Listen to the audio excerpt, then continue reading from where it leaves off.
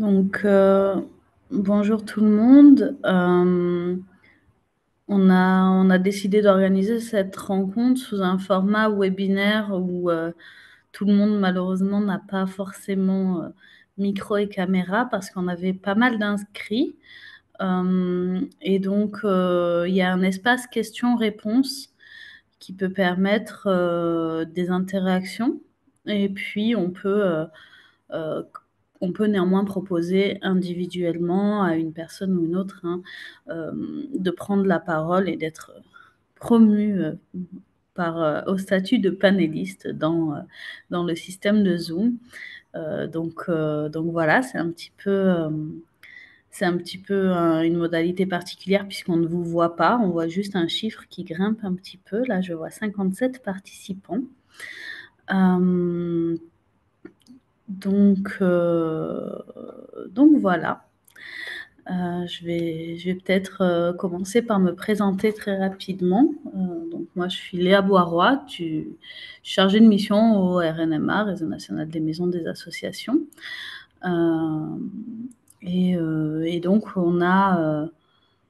c'est depuis longtemps, travaillé sur la question de l'autonomie du monde associatif, de la relation aux partenaires publics, de la co-construction des politiques publiques. C'était le sujet de nos rencontres nationales de décembre à Rennes, la co-construction.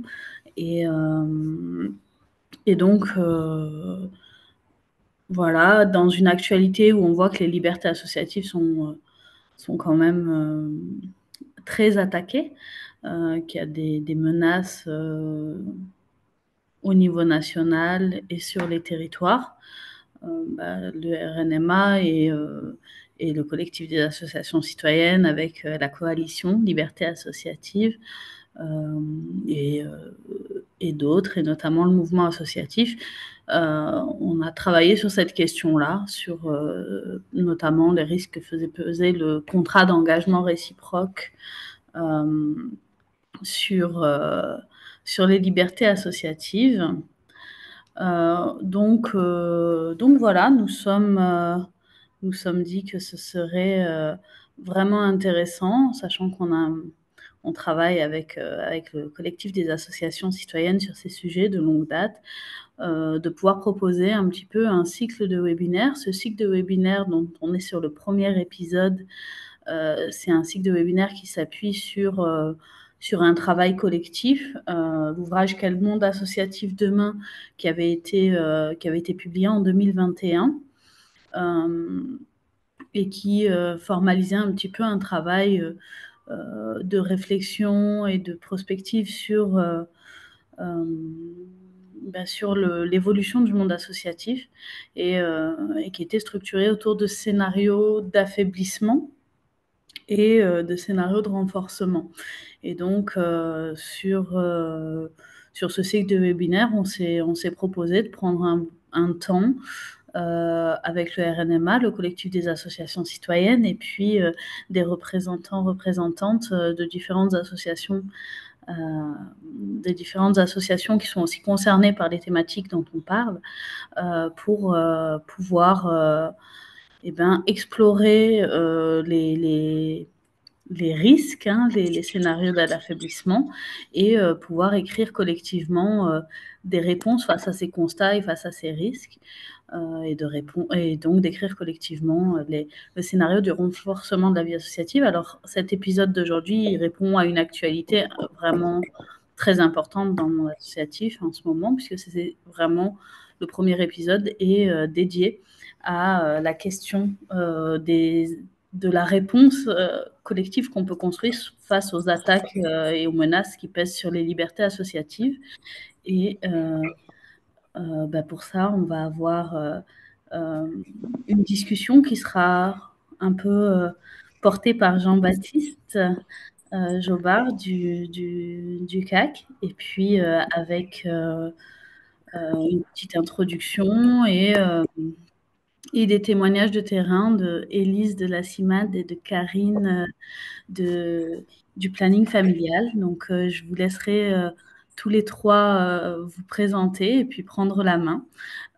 Et Marie du RNMA et moi-même, on suivra les échanges au niveau des questions-réponses pour pouvoir aussi s'assurer qu'il y ait les interventions des uns et des autres qui soient possibles et qu'on fasse bien remonter les questions et les remarques des participants et participantes.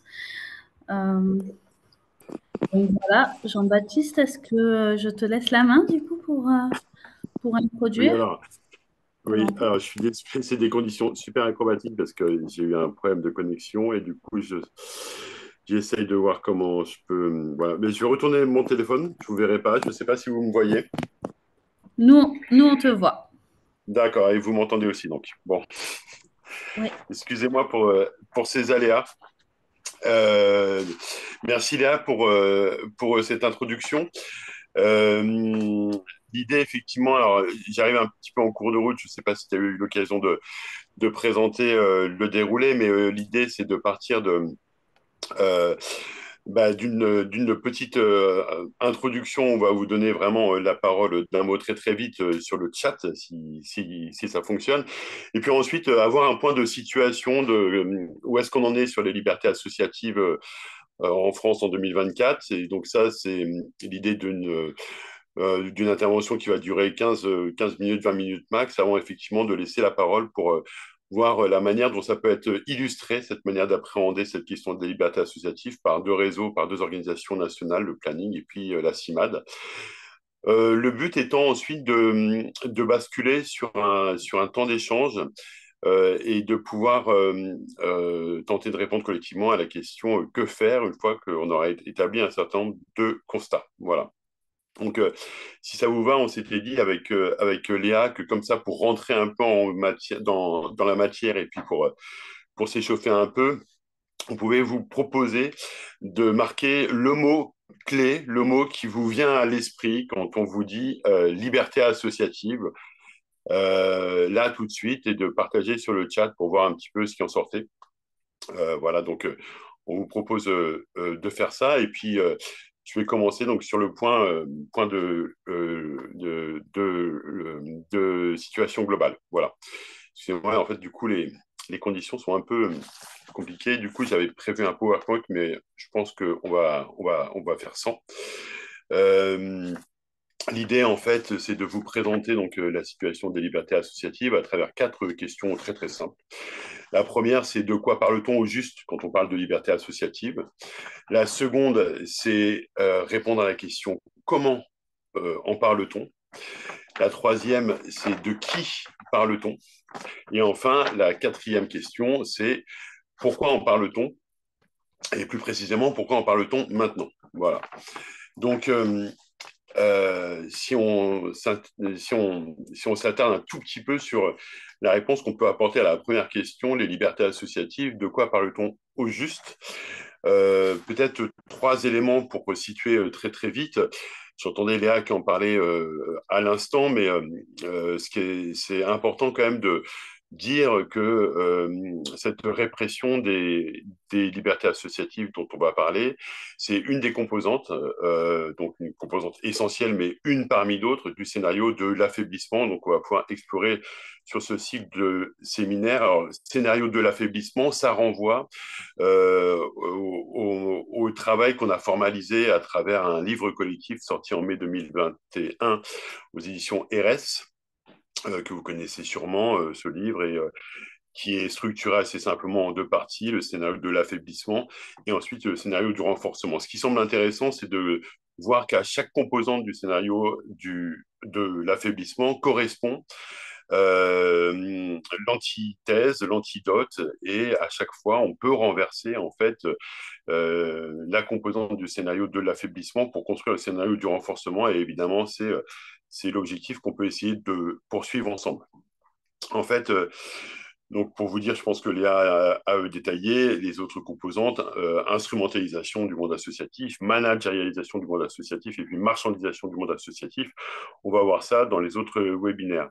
En tout cas, ce qui est important, c'est de finalement constater que là, on commence en quelque sorte par par la fin, c'est-à-dire que euh, on parle depuis longtemps au CAC, et c'est la raison d'ailleurs pour laquelle on a été fondé de marchandisation, d'instrumentalisation et de managérialisation, mais on parle depuis une date finalement plus récente de répression de l'action associative et on va voir pourquoi. Peut-être le deuxième élément pour savoir de quoi on parle au juste, c'est de distinguer liberté d'association et liberté associative. Vous avez peut-être remarqué depuis le début, je parle de liberté associative et pas de liberté d'association. Et ça, c'est une distinction qu'on ne faisait pas avant de rendre le premier rapport de l'Observatoire des libertés associatives en octobre 2020. Et pour le dire très très simplement d'un mot, la différence qu'on fait, c'est pour spécifier que le problème n'est pas de créer une association en France. Ça, c'est la liberté d'association et qui en quelque sorte est sanctuarisée par la loi de 1901 renforcée en fait par la décision du Conseil constitutionnel en 1971. Mais donc le problème n'est pas de créer une association, mais de lui permettre d'agir, de se développer, de donner pleine mesure de son potentiel. Et c'est là où le bas blesse de plus en plus.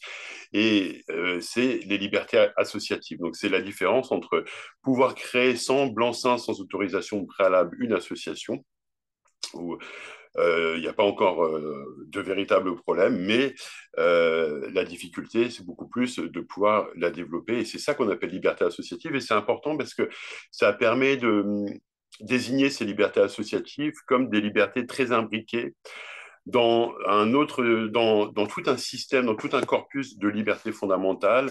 Et quand on parle de liberté associative, en fait, on parle indissociablement de liberté d'expression, de liberté de réunion, de liberté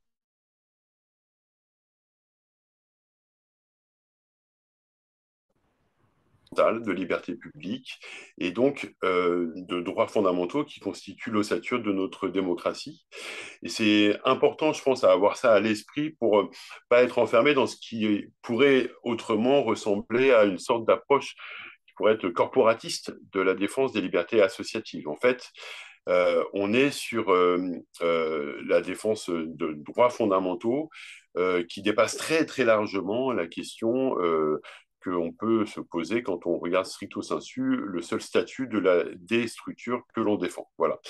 Et donc, cet arrimage, en fait, de la défense des libertés associatives dans un corpus juridique et des textes socles incontournables, notamment la Déclaration universelle des droits de l'homme de 1948 ou la Charte des droits fondamentaux de l'Union européenne, ça permet de comprendre que ce qu'on défend, c'est tout simplement la capacité d'interpellation citoyenne des institutions, la défense des droits des minorités, et d'une manière générale, tout ce qui peut contribuer à nourrir le débat public et donc le débat démocratique. Et donc, c'est cette approche-là dont on parle. Voilà.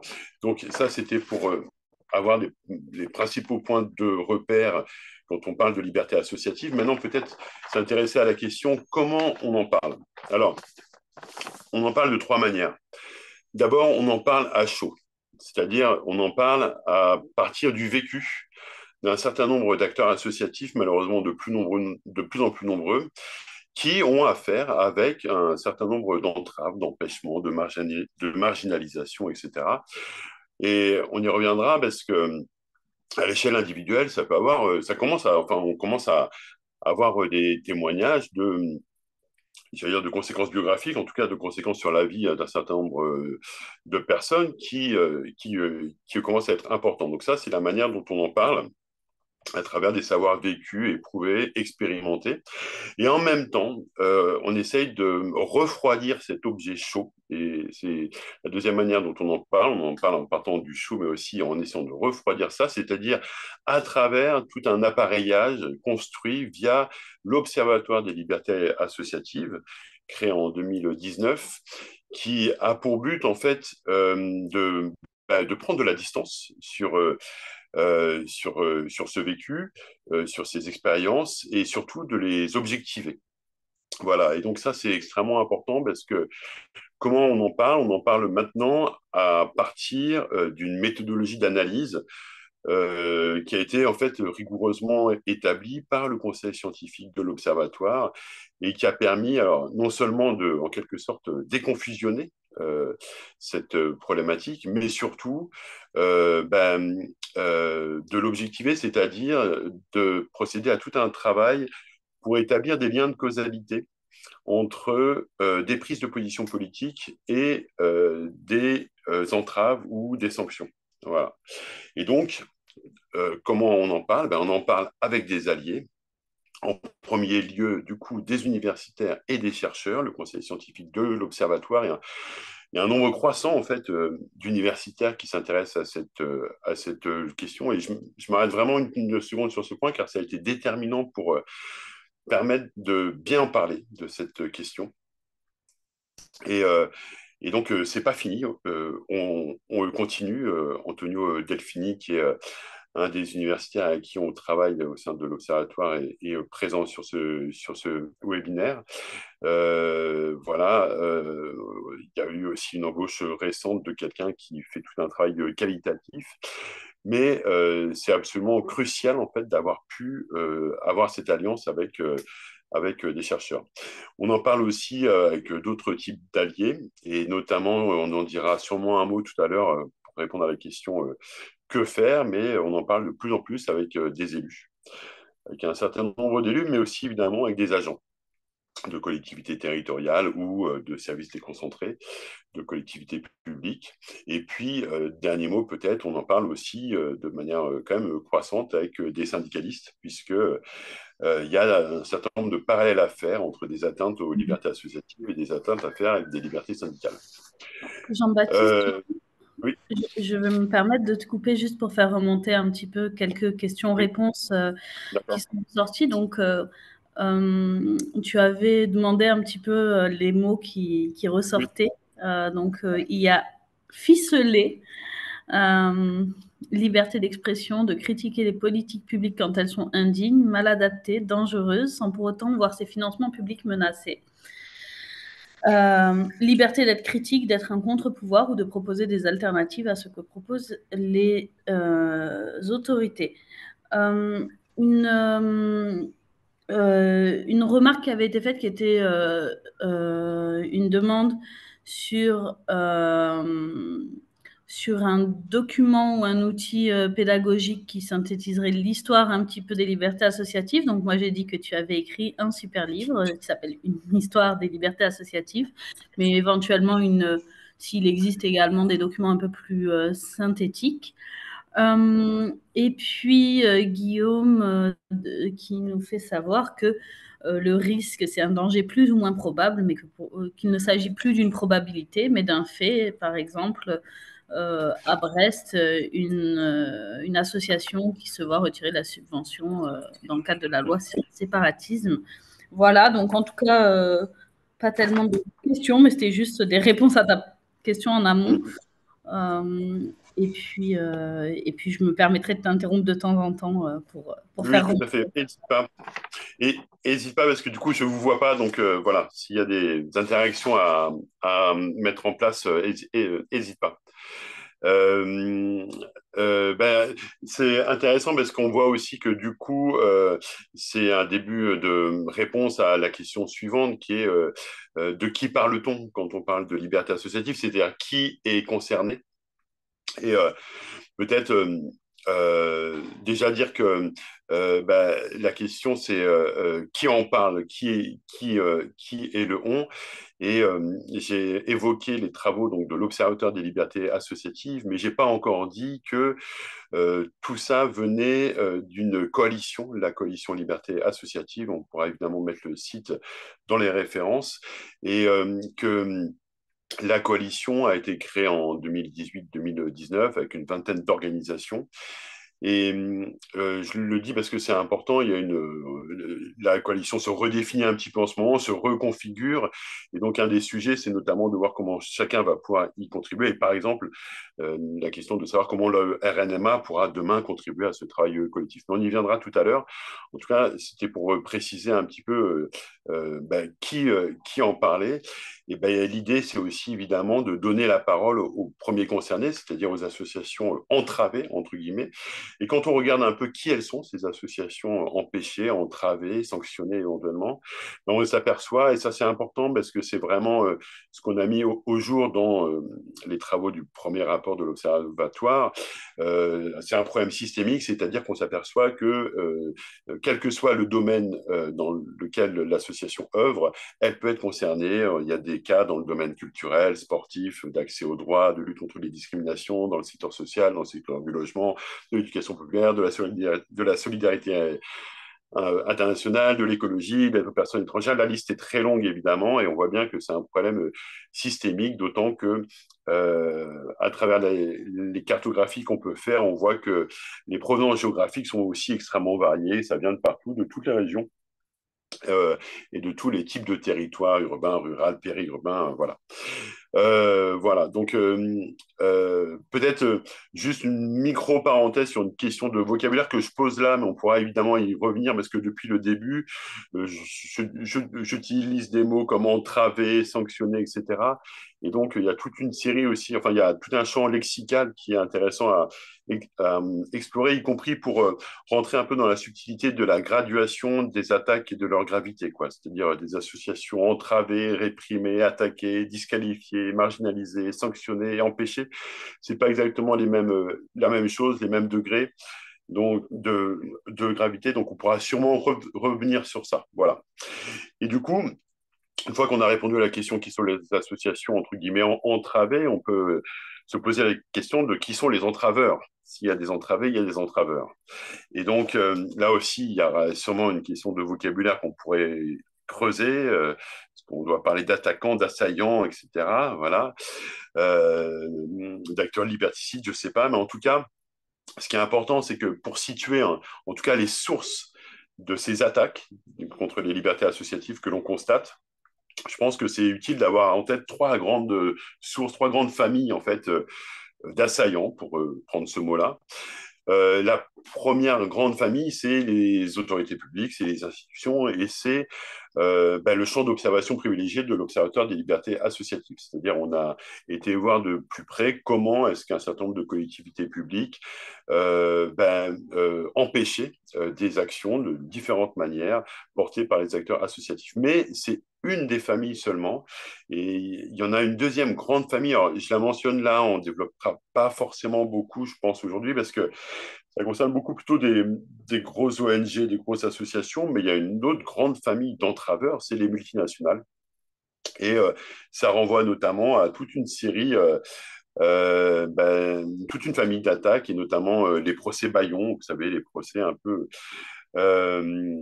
dont c'est un peu fait la spécialité des gens comme Bolloré, qui consiste à faire taire, alors pas que des ONG ou des associations d'ailleurs, mais aussi des universitaires ou des journalistes avec des procès qui n'ont pas pour but de gagner le procès, mais de rendre exsangues les personnes qui se mêlent de trop près aux affaires des multinationales.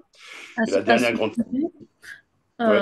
juste désolée, à ce sujet, il y avait une remarque également qui était apparue donc, dans la partie questions-réponses. N'hésitez pas à envoyer les choses dans questions-réponses, qui était que ces attaques, en particulier, je pense celle-ci, touchent beaucoup le monde de l'écologie et de l'environnement, des combats des associations environnementales. Et donc, il y avait une demande de pourquoi elles ne sont pas représentées dans le webinaire d'aujourd'hui, ce à quoi évidemment je répondais que malheureusement on ne peut pas inviter tout le monde à chaque fois, mais que éventuellement on pourra aussi partager des expériences qui viennent de ce secteur-là. Tout à fait. Oui, oui. Non, c'est une très bonne remarque, effectivement. Et la dernière grande famille d'assaillants, donc, c'est tous les groupes issus de la sphère d'extrême droite et d'extrémisme religieux. Et donc ça, c'est vraiment une inquiétude qui monte sur cette source d'attaque. Et on verra tout à l'heure un certain nombre de ressources pour faire face à tout ça, mais on mentionnera évidemment la publication récente de Vox Public sur faire face aux attaques contre les extrêmes droites, puisqu'ils rentrent dans le détail des différentes familles de l'extrême droite qui est de plus en plus présente sur ce champ des attaques contre les libertés associatives. Voilà. Ça, c'est pour donc répondre à la question de qui parle-t-on et peut-être simplement pour finir sur ce point-là. Dans le premier rapport de l'Observatoire, on propose une typologie des types d'attaques et donc d'attaqués, d'associations qui en sont victimes. Ça va, alors justement, ça va du niveau euh, de répression basse intensité, on va dire, jusqu'au niveau de répression de plus haute intensité. Il y a 4 grands types d'attaques qui sont mis au jour dans le rapport. Le premier, en fait, c'est de l'ordre des attaques qu'on appelle discursives ou de disqualification, de mise en banc,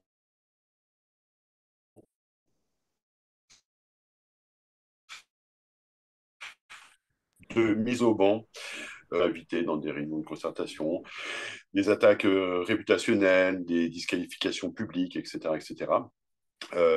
Et c'est le premier type d'entrave. Voilà. Il y a un deuxième type d'entrave qui est souvent plus grave, c'est les entraves matérielles autour des locaux, de la confiscation de matériel, où évidemment on rentre cette catégorie-là dans ce champ des coupes de subventions sanctions.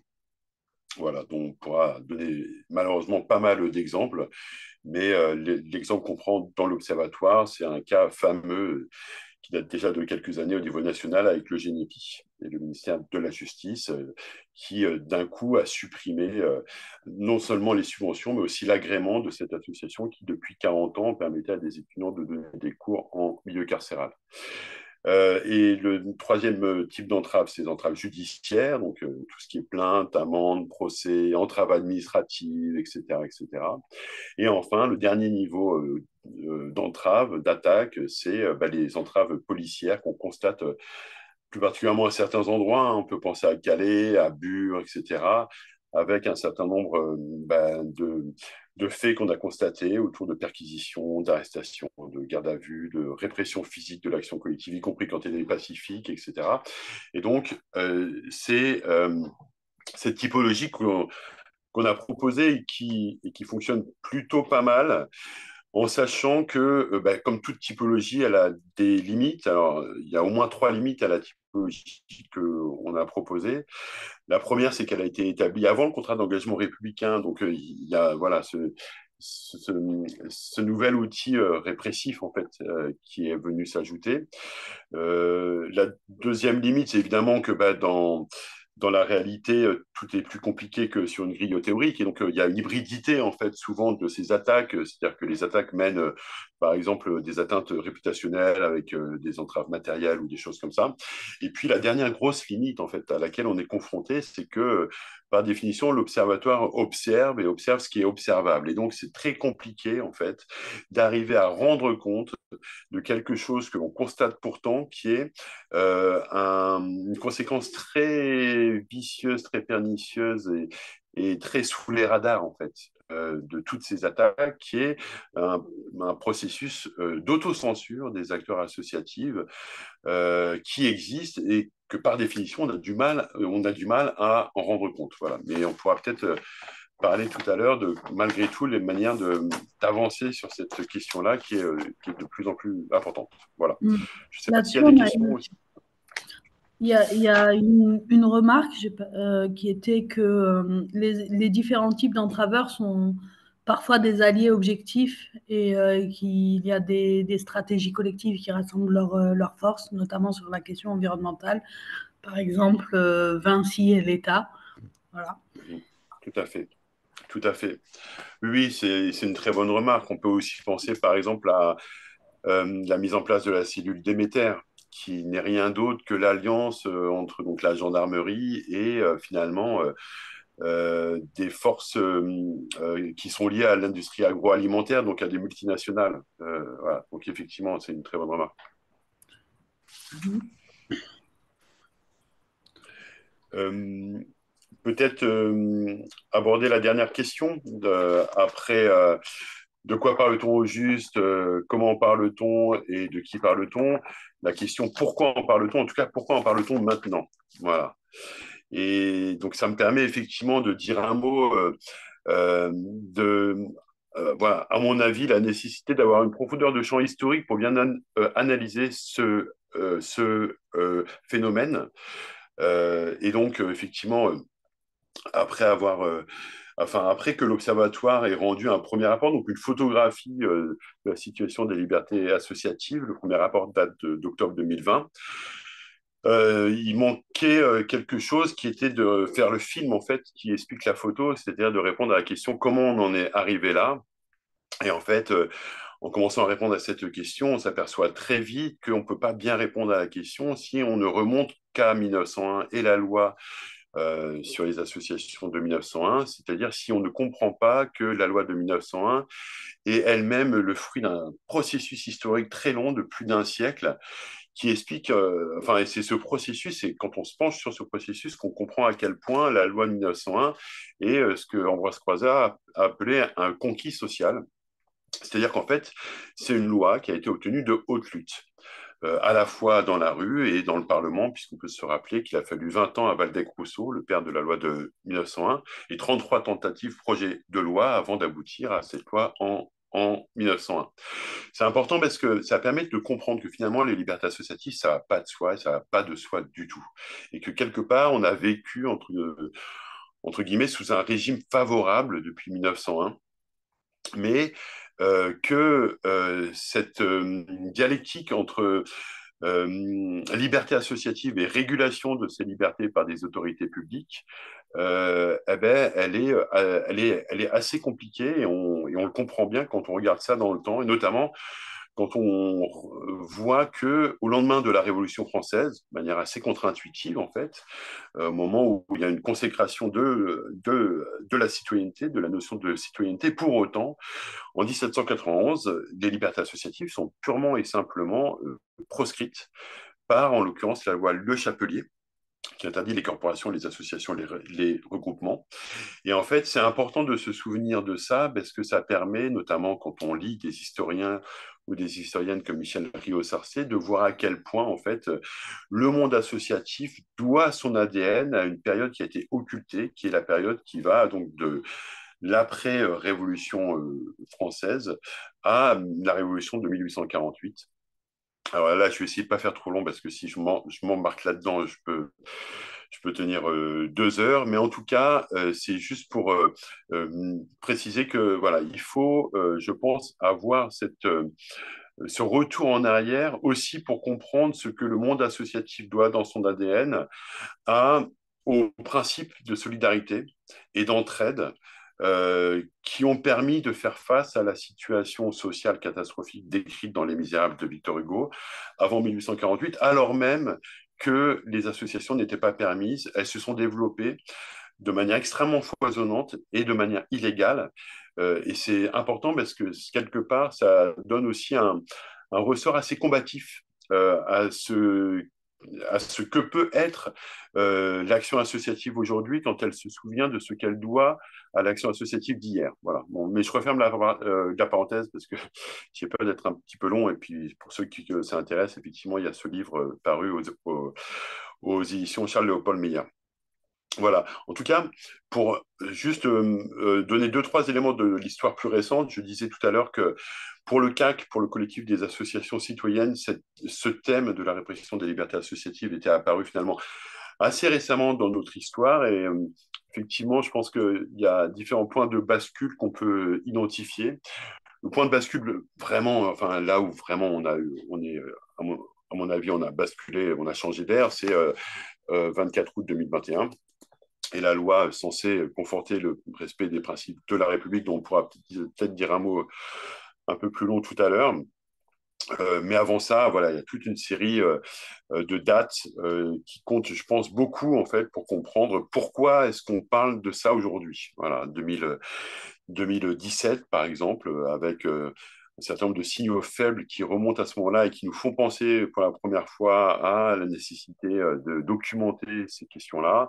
On peut remonter encore, hein, 2008, la crise des subprimes, c'est-à-dire que la première diminution des libertés associatives, c'est la diminution de leur marge de manœuvre et possibilité d'action, d'abord sur un terrain budgétaire, économique et financier. Et c'est en fait tout ça qui a préparé la manière dont on a constaté un tour de vis beaucoup plus fort au mi-temps des années 2010. Voilà. Et je ne remonte pas plus loin, mais en tout cas, c'est juste pour avoir cette nécessité de profondeur de champ historique sans laquelle on a du mal à comprendre ce qui nous arrive en fait. Voilà. Et le dernier point, bah, c'est tout simplement qu'en 2024, ces inquiétudes ne faiblissent pas. Bien au contraire, donc j'ai évoqué la loi d'août 2021. La loi d'août 2021, c'est pareil, je ne vais pas forcément trop détailler là parce que ça peut être long, mais en tout cas, sans cet article, 6 qui concerne spécifiquement le monde associatif, et dans ces 6, deux dispositions cruciales, très importantes. La disposition sur l'extension des possibilités de dissolution des associations, donc voilà, qui nous font passer de, en moyenne, une association dissoute tous les 18 mois jusqu'à l'arrivée de Darmanin, où maintenant on en est à plus de 40, il me semble, donc en tout cas on est passé à autre chose. Et puis évidemment le contrat d'engagement républicain, ce qu'on peut appeler le moment CER, contrat d'engagement républicain, le moment CER, parce que cette idée qu'il faudrait donner des gages en fait de républicanisme, de validité républicaine de nos actions, elle contamine, elle est en train de contaminer pas simplement les associations, mais différentes sphères de la société. Et je m'arrête là pour pas être trop long parce que du coup, j'ai pas le chrono sous les yeux et j'ai peur de déborder un petit peu. Alors, il y avait deux petites questions. La première, c'est est-ce qu'il y a une régionalisation des entraves, par exemple en PACA, ou en tout cas, est-ce qu'il y a une territorialisation des entraves? Et puis, une question aussi sur la différence entre les libertés publiques et les libertés associatives, puisque les régressions sont globalement sur les libertés publiques et elles impactent les libertés associatives selon François. Tout à fait. Tout à fait. Oui, sur cette dernière question, c'est ce que je disais tout à l'heure, c'est-à-dire que les libertés associatives ne sont pas que des libertés associatives, c'est les libertés d'expression, de réunion, de manifestation, etc. Et donc, c'est toute une série de libertés publiques. En fait, il y a un recul global des libertés publiques, et donc, dans ce recul, il est normal de constater le recul des libertés associatives. Mais il faut mettre ça en parallèle avec effectivement le recul d'autres libertés, et puis avec la montée en fait du phénomène d'austérité sécuritaire, par exemple le changement de doctrine du maintien de l'ordre dans les manifestations ou des choses comme ça. Voilà. Et puis sur la régionalisation, mais là je le laisserai peut-être Antonio qui a une vision plus fine que moi répondre aussi. Effectivement, il y a des endroits où des préfets sont particulièrement zélés et où il ne fait pas trop bon être une association qui n'est pas dans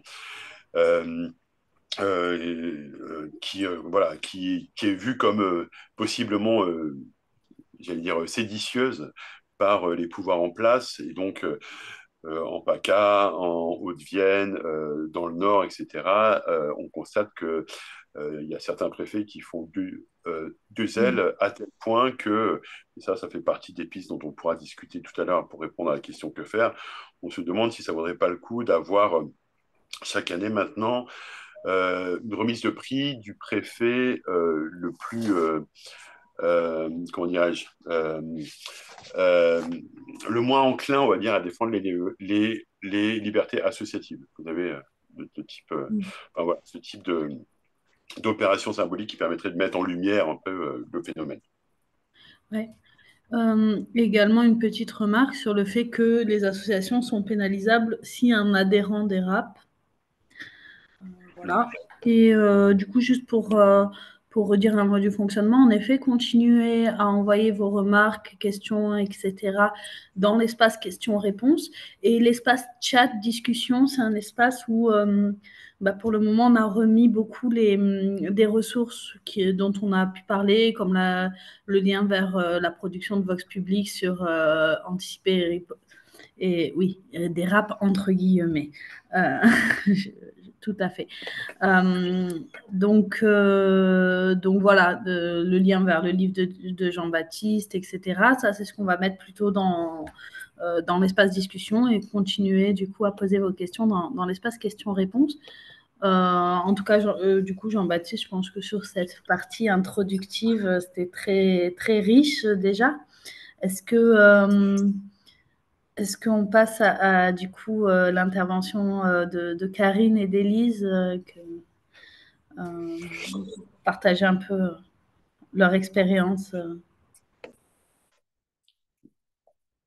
Oui, tout à fait, on peut faire ça, ça peut être bien. Tu veux que j'y aille, Élise? Bien, ben, on va essayer d'illustrer effectivement ce que disait Jean-Baptiste, parce que les exemples qu'on a vécus et que on rencontre sur le terrain sont à l'image de ce qu'il a proposé. Donc, euh, pour le planning familial, par exemple, on va comment cette question est arrivée des libertés associatives pour une mobilisation plus forte que ce qu'il y avait jusqu'à maintenant. Alors, c'est vrai que de longue date, bon, il y avait des attaques, on était confrontés à des attaques venant des courants anti-avortement et contre les locaux, contre les associations du planning, contre les actions. Et on avait cette expérience commune au sein du réseau d'une pratique de réactivité, de solidarité face à ces attaques. Peut-être, Oui. excuse-moi, du coup, peut-être tu peux prendre une petite minute pour te présenter. Oui, pardon, excuse-moi. C'est vrai, il y avait la photo tout à l'heure, mais c'était peut-être pas suffisant.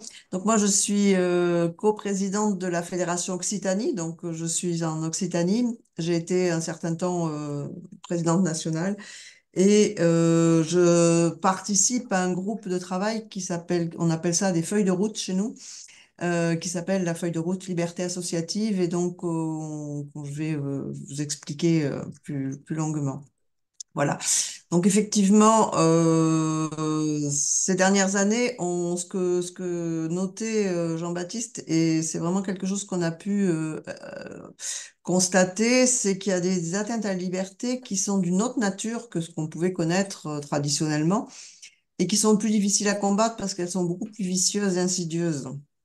On avait, on avait des attaques au niveau national qui, effectivement, comme il était dit, l'objectif de disqualification de l'association, hein.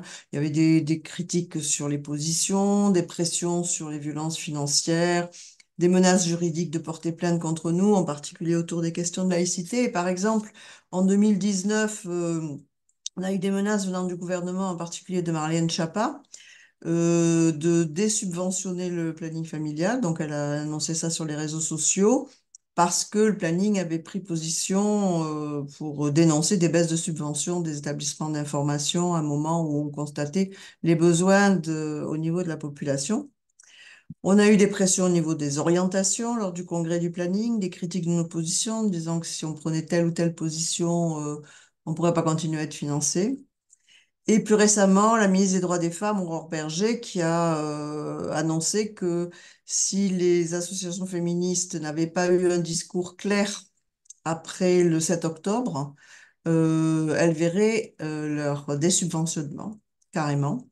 Bon, il y a eu une enquête qui a été faite, on n'a rien trouvé, mais ça veut dire qu'aujourd'hui, l'État se permet, le gouvernement se permet de faire des menaces sur les associations si elles n'ont pas des positions qui vont dans le même sens que le gouvernement, on peut être remis en cause dans nos pratiques. Voilà, donc ça c'est un premier. Et puis ce qu'on a constaté, c'est au niveau local, ce qui était noté par Jean-Baptiste tout à l'heure et qui est important, c'est on a constaté effectivement que les associations au sein du réseau avaient fait remonter des difficultés rencontrées d'atteintes plus sournoises, de remise en cause, de fonctionnement, de financement, de pression, de si vous voulez être subventionné, il faudra abandonner telles actions, telle position. Voilà.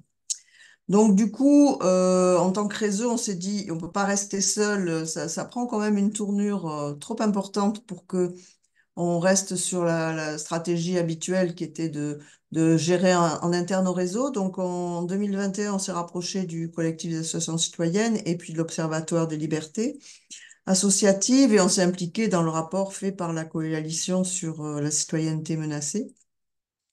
Et puis en 2023, suite à ces constats, on a créé une feuille de route nationale qui avait pour mission de faire un état des lieux de la réalité et de proposer des actions. Aussi de voir ce qui était la question qui était posée tout à l'heure, c'est est-ce qu'il y a une régionalisation, est-ce qu'il y a des stratégies particulières au niveau des territoires qu'il fallait identifier, sur lesquelles il fallait pouvoir réagir. Donc on a fait une enquête interne pour évaluer l'importance du phénomène sur le territoire, analyser les situations. Et puis on a organisé 2 journées de formation sur cette thématique au sein du réseau, en invitant effectivement le CAC, l'Observatoire, Vox Public, enfin tous les acteurs, le mouvement associatif, tous les partenaires qui ont une expérience et qui pouvaient contribuer à notre réflexion et à renforcer notre réseau. Donc sur l'enquête, par exemple, quelques mots sur 40 associations départementales qui ont répondu. Sur le CER, effectivement, on a constaté qu'effectivement 85% des associations avaient dû le signer. Mais dans leur grande majorité, n'avaient rien changé à leur pratique, c'est-à-dire que ça reste une épée de Damoclès qui n'est pas toujours utilisée. On verra tout à l'heure que si, de temps en temps. Mais en tout cas, c'est une pression et on sait que voilà, on peut être attaqué et remis en cause. Sur les financeurs concernés, 40% c'était l'État, soit les préfectures, les délégués de droits des femmes, l'éducation nationale. Et puis en deuxième position, c'est les municipalités. Et les types de menaces qui ont été constatés, c'était pour 11 départements les désubventionnements, pour 5 c'était des interdictions d'événements, et pour 4 des critiques publiques sur les positionnements politiques pour décrédibiliser l'association. Et la stratégie de lutte à chaud, comme dit tout à l'heure Jean-Baptiste, il y a 5 associations qui ont fait des communiqués de presse, du plaidoyer public, 5 qui ont fait appel au réseau associatif du territoire. Et là, je pense que c'est une des choses importantes sur lesquelles il faut travailler, c'est un maillage territorial de proximité pour être en capacité de réagir et ne pas se laisser intimider ou ne pas accepter un certain nombre de pratiques et ne pas se résigner et ne pas regarder ailleurs quand ça nous arrive parce que quand plus on accepte de choses, plus on est attaqué. Et c'est important de ne pas rester seul et de voir si d'autres sont concernés et de pouvoir réagir ensemble. C'est super important de pas être dans son coin. On a des associations qui ont fait des lettres à la préfecture, il y a eu 2 associations qui ont fait des manifestations et d'autres qui ont intenté une réponse judiciaire. Alors, pour vous donner 2 exemples, pour être plus concret, par exemple, sur Chalon-sur-Saône, le maire a interdit un événement organisé par le planning qui était une table, un forum, parce que sur l'affiche, il y avait une femme qui portait un foulard. Et le maire a revendiqué publiquement de censurer le planning parce que avec cette affiche, il allait contre la défense de la République et en s'appuyant sur le CER. Et donc, il y a eu une réaction, une interpellation du préfet qui n'a rien fait. Et il y a eu une procédure au tribunal administratif. Le maire a fait appel et il a perdu en Conseil d'État. Voilà, donc ça veut dire que là, il y a eu clairement l'utilisation du CER pour préserver la politique, la laïcité et les dérives du planning avec son affiche. Et en Corrèze, par contre, on a une stratégie claire de baisse de subventions, en particulier tout ce qui est les fonds de développement de la vie associative, les subventions jeunesse et sport, le DAZEN qui refuse des interventions qui se faisaient depuis des années. Et on a depuis 1 ou 2 ans systématiquement des refus de financement qui étaient validés depuis des années et qui ne posaient aucun problème. Et c'est difficile à combattre car c'est insidieux, c'est non officiel, on n'a pas en face, vous ne correspondez pas aux critères de priorisation. Et donc, c'est difficile Et c'est là que le travail collectif, les échanges et le partage d'informations sont super importants entre les associations sur un territoire donné. Donc, du coup, pour partager avec vous notre réaction et comment faire, on a développé 3 axes. Déjà, mieux identifier et caractériser ces entraves, les partager, connaître les champs de compétences des institutions pour ne pas se laisser faire et échanger avec les autres associations pour identifier s'il y a vraiment des stratégies systématiques vis-à-vis d'un certain nombre d'associations pour cette façon d'attaquer les associations, en particulier au niveau des financements. L'axe 2, c'est pas rester isolé. Donc, au sein du réseau, déjà, on a construit des réponses collectives, donc vraiment mailler une solidarité entre associations départementales et régions, des fiches réflexes qu'on a élaborées pour que chaque association sache ce qu'elle doit faire, la hiérarchie des réactions, comment travailler quand il y a une attaque, comment se défendre et comment interpeller autour de soi. Et puis former les conseils d'administration au plaidoyer, à communiquer, à travailler avec la presse aussi, parce que c'est important de pouvoir rendre public ces attaques et ne pas rester dans son coin et se tolérer et subir. Et puis le développement du réseau de partenaires locaux et nationaux, donc avec des annuaires, des outils, des plateformes juridiques sur lesquelles on essaie de travailler pour à la fois sur le plan territorial et sur le plan national, qu'il y ait une solidarité interassociation qui soit concrète et qui puisse permettre de donner aux associations des territoires des ressources rapides et concrètes pour réagir et savoir se défendre. Et puis, c'est aussi rechercher des financements pour être moins dépendant des subventions. Mais ça, c'est une autre histoire que vous verrez peut-être dans la séquence marchandisation des associations et qui fait partie de des possibilités de nous attaquer. C'est la dépendance au financement public nous rend plus fragiles par rapport aux attaques des pouvoirs publics et des municipalités. Voilà. Voilà un peu une expérience qui s'enrichit des échanges avec les autres réseaux. Et donc, un peu le message qu'on voulait partager, c'est un, se structurer en interne de chaque réseau et deux, se structurer en interréseau, mais de façon assez pas seulement théorique où on est ensemble, mais concrète et vraiment pratique. Parce que souvent, quand on a pu constater en faisant cette enquête que des associations avaient du mal à réagir ou avaient du mal à se sentir en capacité d'affronter par peur de perdre des subventions, par peur d'être mis à l'écart. Et donc, c'est vraiment le fait de rendre ces questions publiques et d'être en solidarité entre associations qui permet de ne pas se laisser faire et d'avoir plus de force par rapport aux attaques à venir qui ne vont pas manquer. Voilà ma contribution et puis on pourra partager tout à l'heure s'il y a des questions.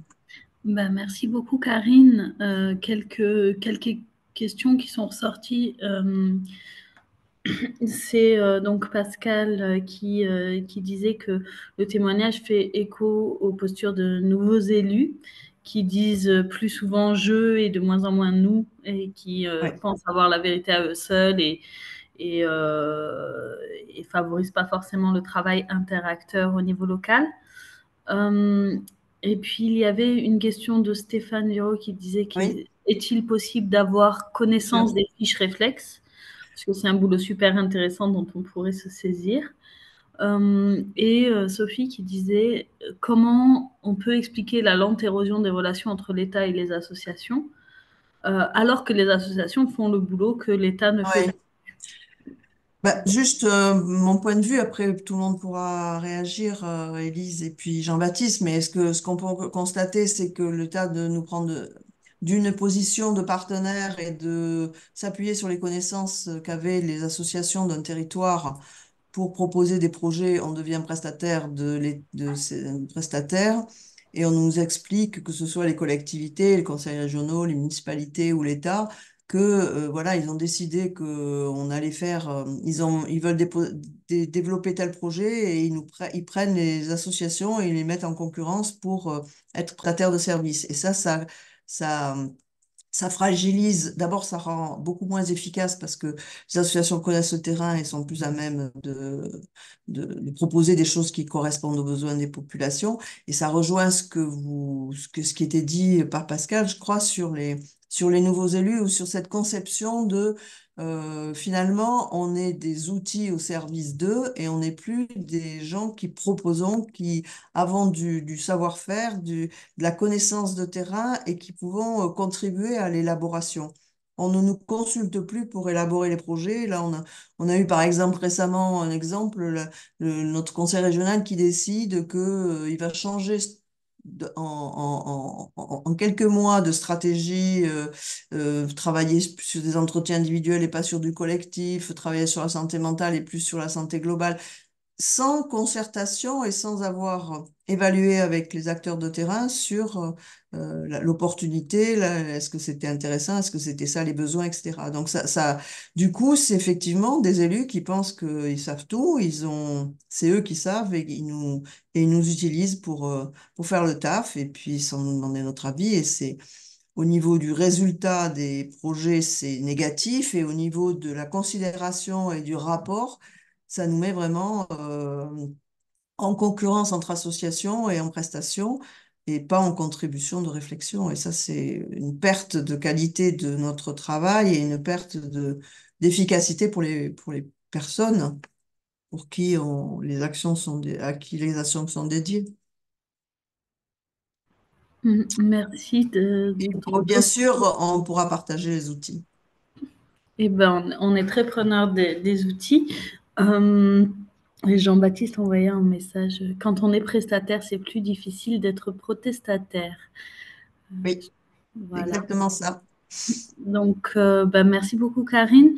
Comme je vois pas d'autres questions tout de suite, on va enchaîner avec Élise pour pouvoir mettre un peu ça en dialogue, en regard. Oui. Élise, je te laisse te présenter peut-être avant de présenter la situation. Oui, donc bonjour à toutes et tous. Donc, je m'appelle Élise Mélon, je travaille pour la CIMAD au sein de la direction de la vie associative. Donc, la CIMAD, on est une seule association, on n'est pas une fédération. Donc, vraiment du coup au planning. On existe depuis 80 ans et on est sur le terrain de l'accès aux droits et la défense des droits et de la dignité des personnes étrangères. Donc, un sujet d'actualité et qui est aussi un peu clivant dans notre société actuelle. Euh, Peut-être juste pour parfaire un petit peu le tableau, aujourd'hui la CIMAD, c'est environ 2600 bénévoles répartis sur l'ensemble du territoire. On est présent à la fois dans l'Hexagone et dans quelques territoires ultramarins, Mayotte, la Réunion, la Guyane et la Guadeloupe. Et on est membre du coup de la coalition depuis le début de ce regroupement interasso, donc depuis 2019. On, enfin Jean-Baptiste et Léa m'ont sollicité avec Karine pour, enfin, en tout cas, donner à voir comment est-ce que nous, on s'était saisis en interne de ce sujet des libertés associatives. Pourquoi est-ce qu'on avait, enfin, pourquoi est-ce que c'était devenu un sujet de préoccupation? Ça nous a un peu obligés à faire un état des lieux de ce qui s'était passé ces dernières années, en remontant parfois assez loin dans le temps. La CIMAD, elle est prestataire de l'État officiellement. On intervient dans le cadre d'un marché public au sein, par exemple, des centres de rétention administrative et qui sont des lieux d'enfermement des personnes étrangères en vue de leur expulsion. Et c'est notamment dans le cadre de ce marché-là qu'on a vu apparaître les premières pressions ou les premières entraves aux libertés associatives. D'une part parce qu'au début, la CIMAD intervenait seule dans le cadre du marché de la rétention, et puis qu'en 2008, il y a eu en tout cas une action des pouvoirs publics pour ouvrir le marché, ouvrir à la concurrence, mettre en concurrence donc, les acteurs associatifs, ce qui a eu des conséquences importantes pour la CIMAD, puisque ça a mené à un licenciement assez conséquent, ça a eu un impact fort sur les ressources financières de l'association. Et ça avait clairement pour objectif de faire taire le secteur associatif qui intervenait en centre de rétention. Donc c'est un milieu fermé, il y a assez peu de choses qui filtrent en dehors, puisque tout le monde n'y a pas accès. Et annuellement, la CIMAD pouvait publier un rapport annuel de la situation en centre de rétention. Le fait d'exploser le marché public et d'avoir donc une diversité d'acteurs qui intervenaient, c'est venu compliquer, en tout cas complexifier la possibilité de sortir un rapport unique. C'est ce pourquoi on s'est battu avec aujourd'hui les autres associations qui interviennent en CRA. On continue aujourd'hui de sortir annuellement un rapport sur la rétention Mais il y a quand même encore des tentatives de museler les associations, puisque dans les publications des nouveaux marchés, donc régulièrement les marchés publics sont republiés, il y a un nouvel appel d'offres, eh bien à chaque fois il y a la volonté d'empêcher les associations de témoigner, y compris avec les accords des personnes retenues, de témoigner sur ce qui se passe à l'intérieur. Et donc chaque fois c'est une lutte collective pour dire que on veut bien intervenir en centre de rétention, donc c'est important d'apporter un accompagnement juridique aux personnes qui sont retenues, mais on veut pouvoir témoigner de ce qu'on y voit, on veut pouvoir dénoncer les illégalités que l'on constate, puisque nous sommes des associations militantes avec un point de vue à porter et des valeurs à défendre. Donc c'est peut-être un des premiers volets où en tout cas on a constaté il y avait un risque, en tout cas sur notre capacité à agir, notre capacité à nous exprimer.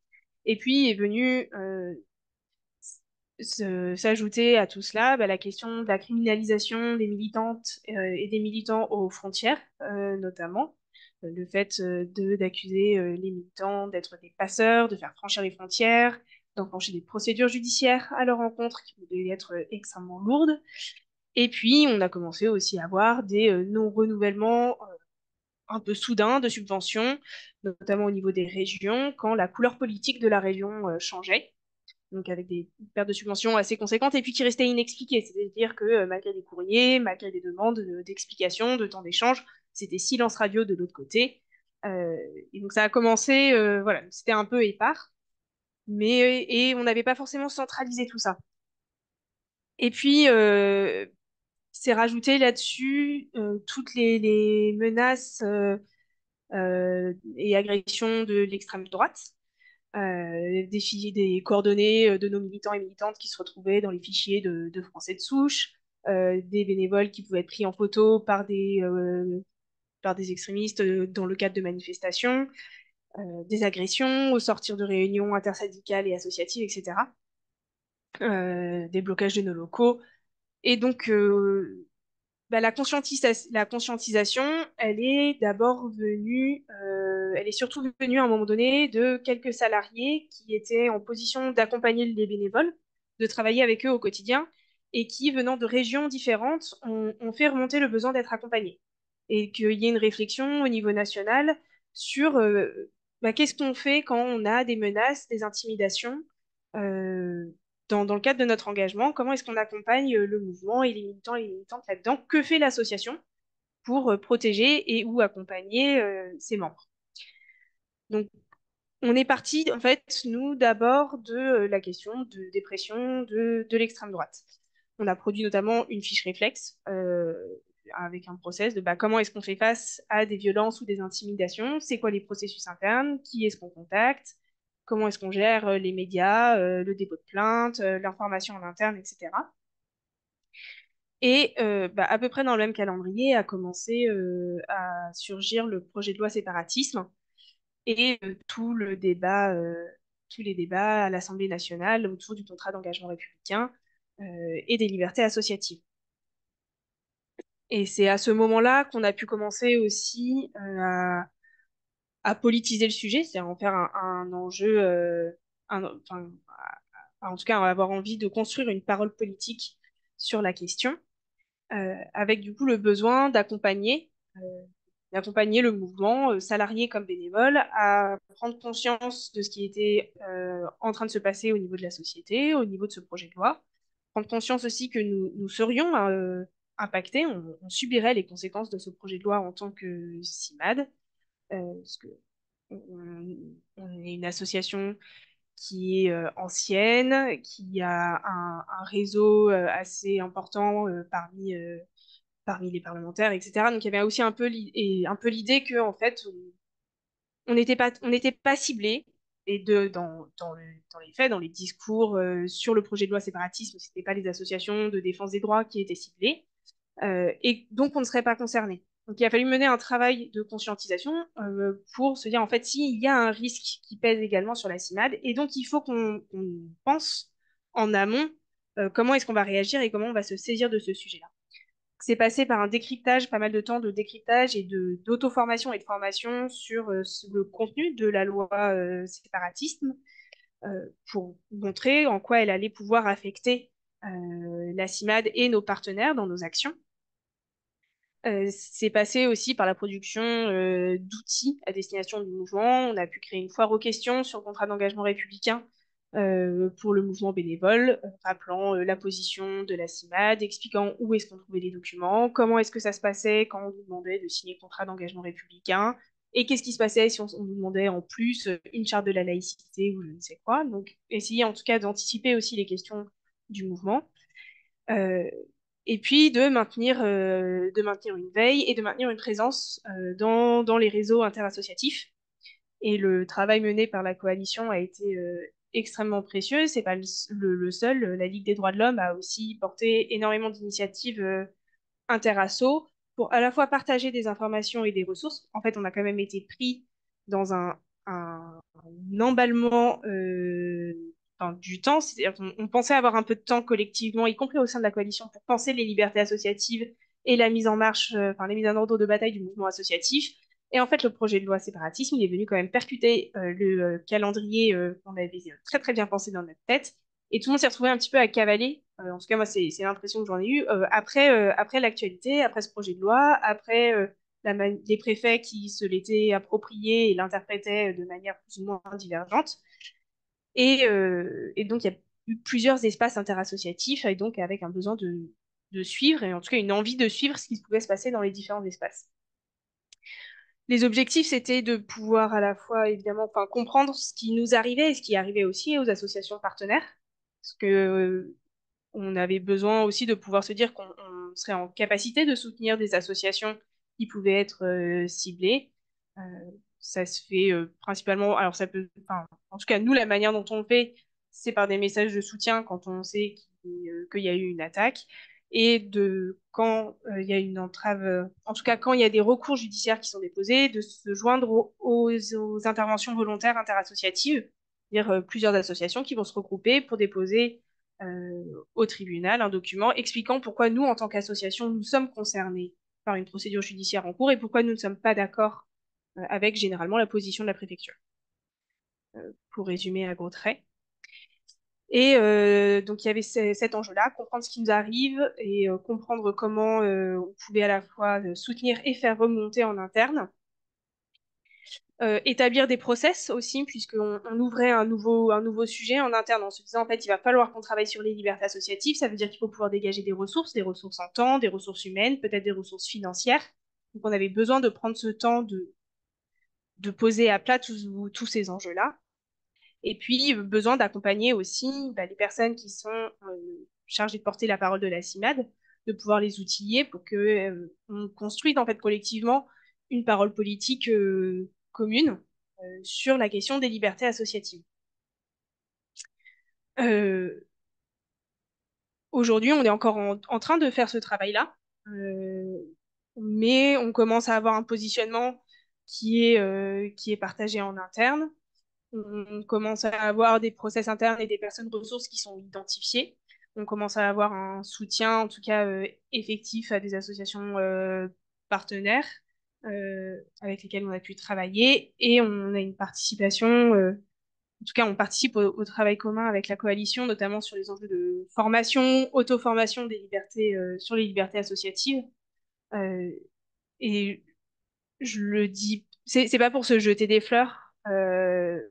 Que je le dis, mais je le dis aussi parce que, pour nous, ça fait partie intégrante du processus d'auto-formation. C'est-à-dire que comme il n'y avait pas d'experts sur le sujet, fallait bien s'auto-former, prendre conscience, et nous, ça s'est fait par le biais de la participation, d'une participation à l'interasso, qu'on a aussi pu acquérir des compétences en interne. Et je vous propose d'en rester là, si ça vous va. Merci beaucoup, Élise. Du coup, des petites réactions. Donc, Boris qui disait, ne pensez-vous pas que cela dépend aussi des élus en charge et des exécutifs locaux et de la vision participative portée? Il existe aujourd'hui dans le développement de nouveaux dispositifs de participation citoyenne, comme les budgets participatifs, des droits d'interpellation qui peuvent aller au-delà de la répression étatique et permettent à l'échelle de la proximité et de la commune de pouvoir expérimenter Voilà. Et puis Fanny qui a ajouté la difficulté des subventions, c'est qu'elles restent discrétionnaires. Donc voilà, c'est les deux petites remarques. On a bien noté également qu'il y avait de la demande pour recevoir les fiches réflexes et les différents outils que Karine et que toi, Élise, avez évoqués, parce qu'il y a notamment donc Véronique Robert qui disait être subir une procédure Bayon en Nord-Médoc en tant qu'association au secours agissant par une multinationale Pure Salmon qui veut installer une ferme usine d'élevage de saumon industriel. Et donc il y a une prochaine audience voilà, au tribunal de Bordeaux le 12 avril. Donc, très demandeuse et très demandeur de manière générale dans le public de vos outils pratiques. Je pense que ça fait une bonne transition pour la suite. Oui. Peut-être, Élise, si tu veux Oui, répondre. non, c'est peut-être juste, en tout cas, un point de vigilance. Il n'y a aucun souci pour partager la fiche réflexe qu'on a pu faire, mais ce qui est intéressant, c'est aussi de la construire soi-même. C'est-à-dire que, en fait, ça va être très propre à notre association. Cette fiche réflexe-là, elle revient sur les circuits internes, elle revient sur les outils qu'on a pu mettre en place en interne, des équipes bénévoles qui sont dédiées, par exemple, au soutien psychologique, etc. Donc, elles sont pas duplicables. On peut pas les copier-coller en tant que telles dans d'autres structures. Je pense que c'est pas réaliste de le penser. En revanche, le travail de se poser autour d'une table en disant, en fait, il est en train de se passer ça. Quelles sont les conséquences à différents niveaux de l'association? C'est quoi les conséquences sur les personnes? C'est quoi les conséquences sur le collectif? Et du coup, de quoi est-ce qu'on a besoin en interne? En fait, ce travail-là, si on a le temps et les moyens de le faire, il est hyper intéressant à mener. Parce que c'est les moments où on va aussi pouvoir identifier, parce que moi j'appelle les vulnérabilités et les capacités. C'est-à-dire où est-ce qu'on a un peu des failles sur lesquelles on peut travailler pour se renforcer et être plus résilient ou plus résistant face aux attaques, et où est-ce qu'on a des capacités, c'est-à-dire des forces qu'on peut mobiliser et qui vont nous permettre de ne pas être autant impacté par des attaques. Donc il n'y a aucun souci pour partager même les trames, etc. Mais le fait de le faire soi et le fait de se poser à plusieurs autour d'une table et d'avoir cette réflexion-là, en fait, c'est hyper précieux. Merci beaucoup. Jean-Baptiste, je vais peut-être te laisser prendre un peu la suite. À Stéphane qui dit que la question du temps pour le monde associatif est une vraie question, au même titre que celle du modèle économique et de la marchandisation. Trouver le temps, voilà. Oui, tout à fait. Oui, oui. Ben, y compris, d'ailleurs, je rebondis à chaud, mais y compris le temps quand on est attaqué, ça c'est un retour d'expérience, le temps nécessaire pour sortir de la sidération. C'est-à-dire que ce qu'on constate, c'est que souvent, ah ben, c'est difficile de réagir à chaud, justement. Il y a aussi un temps de sidération. Et le retour d'expérience qu'on peut avoir, c'est comment est-ce qu'on prend en charge ce temps de sidération pour le dépasser, y compris enfin voilà, là je parle vraiment d'associations attaquées, il y a des cellules d'appui interne, etc. Voilà. Mais je veux bien effectivement prendre peut-être un petit peu la suite sur les ripostes qu'on peut imaginer, et puis ensuite peut-être inviter aussi Antonio, parce qu'on a la chance, Antonio, que tu puisses participer cet après-midi à Il est là apporter avec nous. point de Il est vue, voilà. présent, tu ne le vois pas, mais il est présent. Voilà, super. Mais non, mais peut-être alors parce qu'on avait donc on vous fera suivre ça dans un second temps, mais on a euh, on avait préparé là pour le webinaire et quelque chose qui s'appelle contre le poison des attaques contre les libertés associatives, de quelques ingrédients pour construire ces antidotes, et ça va vraiment dans l'esprit de ce que disait Élise, c'est-à-dire qu'en fait, il n'y a pas de recette miracle. Par contre, ce qu'on essaye de mettre à la disposition de tous, c'est un certain nombre d'outils qui peuvent être personnalisés en fonction des situations particulières, etc. Voilà. En tout cas, le document, donc vous l'aurez sous les yeux, on vous l'enverra, mais il y a 4 niveaux de riposte et de réaction qui sont des échelles territoriales, en fait, ou en tout cas La première manière de réagir, c'est à l'échelle de son association. Ensuite, réagir à l'échelle de son regroupement d'associations, fédérations, réseaux, collectifs, etc. Ensuite, réagir localement au niveau de son territoire d'action. Et puis enfin, participer à la réaction au niveau national. Sur la réaction à l'échelle de son association, on vous a mis toute une série de ressources pour se documenter de manière générale et puis de manière aussi un peu spécifique, notamment il commence à y avoir une littérature quand même assez abondante sur le CER, le contrat d'engagement républicain. Donc, tout sera centralisé dans ce document, à la fois ben, les documents officiels, décrets, circulaires, etc., puis à la fois les documents qui décryptent, les revues de presse, etc. Il y a aussi la possibilité de s'exprimer. Et tout à l'heure, euh, il y avait quelqu'un qui disait les associations ont en quelque sorte une fonction de police, c'est-à-dire elles doivent contrôler maintenant ce que chacun fait. Et effectivement, c'est une disposition assez fausse qu'il y a dans le contrat d'engagement républicain. Il y en a une autre, hein, c'est l'article 1 du CER qui dit que non seulement il faut signer le contrat d'engagement républicain, mais il faut faire savoir qu'on le signe en affichant dans ses locaux, en mettant sur son site internet, etc. Et donc, on vous a mis là un outil qui a été fait par le mouvement associatif Bretagne, que moi je trouve vraiment génial. Information et alerte sur le CER, c'est-à-dire que ben, s'il faut le signer et faire savoir qu'on le signe, on peut aussi faire savoir pourquoi est-ce que bah, ça nous pose question, voire problème de le signer. Et donc, le mouvement associatif a fait une affiche qui explique ça et qui permet à chacun de personnaliser l'affiche, de mettre son logo et tout ça. Voilà.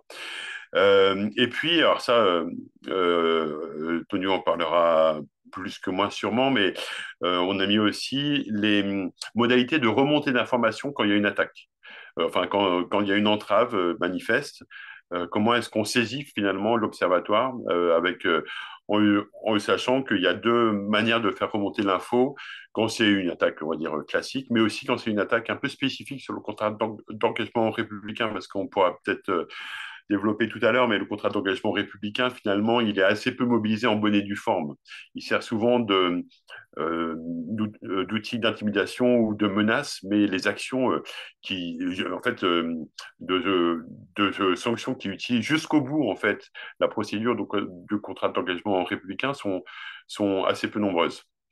Sur la manière de réagir à l'échelle de son regroupement d'associations, on vous a mis un certain nombre de documents et notamment les infos sur la formation dont parlait Élise, faire face aux attaques contre les libertés associatives, mais aussi le séminaire mensuel proposé liberté associative. Et c'est important parce qu'à la fois c'est en présentiel à Paris, mais c'est aussi en visio et il y a des replays. Enfin, il y a un enregistrement de toutes les séances. Donc, on vous a mis tout le programme de ce rendez-vous qui est important. Et puis, quelques exemples aussi de formations qui ont été faites en interne par des associations pour monter sa propre session de formation et aussi une idée qu'on est en train de travailler d'une FAQ collaborative pour capitaliser notamment les réponses apportées sur le volet juridique des attaques. Voilà. Et donc, les fiches dont parlaient Karine et puis Élise pourront aussi abonder ça. Et voilà, bon, vous verrez, je vous laisserai le temps de découvrir donc ce document qui est blindé en fait de liens hypertextes et de ressources. On a mis un certain nombre de prises de position exprimées donc pour réagir collectivement, notamment celle du RNMA. On a mis des ressources qui sont des fois un peu, j'allais dire, atypiques. Notamment, vous trouverez pour information, Framasoft a tourné en dérision le contrat d'engagement républicain le 1er avril dernier avec un contrat d'engagement framasoftien qui est assez drôle. Voilà, donc je vous laisserai découvrir ça. Et puis sur les réactions au niveau de son territoire d'action, là il y a deux grands niveaux de réaction. D'abord, pouvoir s'informer en commun avec sa collectivité territoriale. Et puis ensuite, mais ça on en parlera davantage, et notamment sur un autre webinaire, des outils pour prendre le contre-pied en fait des relations de défiance liées aux attaques contre les libertés associatives et construire des relations de confiance. Donc ça ouvre tout le vaste champ finalement de la thématique de la co-construction de l'action publique, qui est évidemment beaucoup travaillée au RNMA. Donc, on vous a mis un certain nombre de ressources, les chartes des engagements réciproques, évidemment, la mesure 30 du pacte pour la transition, etc. Et enfin, au niveau national, il y a un certain nombre de ressources aussi avec le lien vers le dossier du mouvement associatif, vers des choses comme ça. Et également une initiative qui est en train de prendre forme là pour saisir le HCVA, le Haut Commissariat à la vie associative. Donc vous aurez les infos et puis on vous a mis le lien vers une tribune signée par plus de 600 élus locaux parce que cette tribune va avoir euh,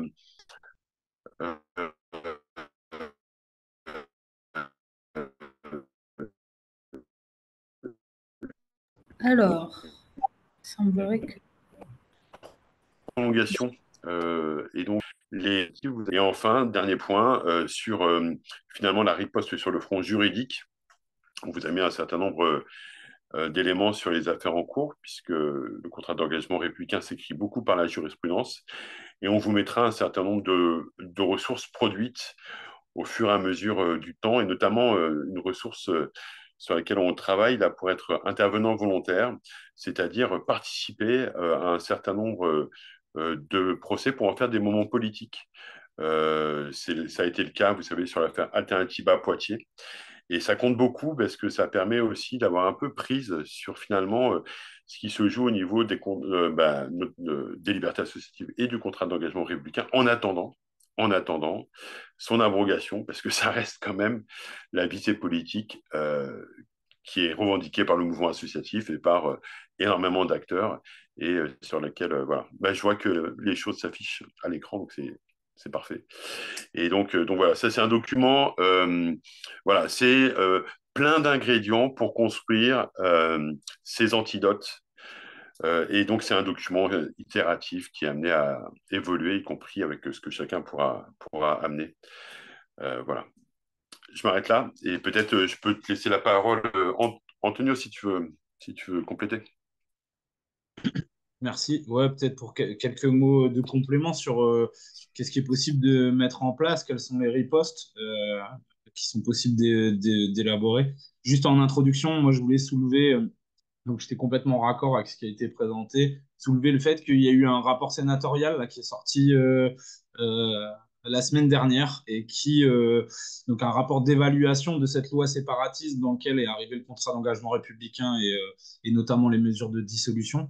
Et donc ce rapport sénatorial qui constate qu'effectivement ça n'a pas marché, que les personnes qui étaient censées être concernées par cette loi ne l'ont pas été, les séparatistes, entre guillemets, communautaristes, n'ont pas été inquiétés par les outils, mais que, au contraire, le rapport soulève qu'il y a un sentiment d'attaque générale du monde associatif et, euh, et donc voilà, montre que les outils qui ont été mis en place n'ont pas du tout servi à ce pourquoi il a été mis en place. Alors après, la question reste de savoir si effectivement cette loi avait été mise en place pour uniquement les séparatistes ou communautaristes ou si dès le départ l'objectif c'était de se doter d'un outil de contrôle plus général en fait du monde associatif.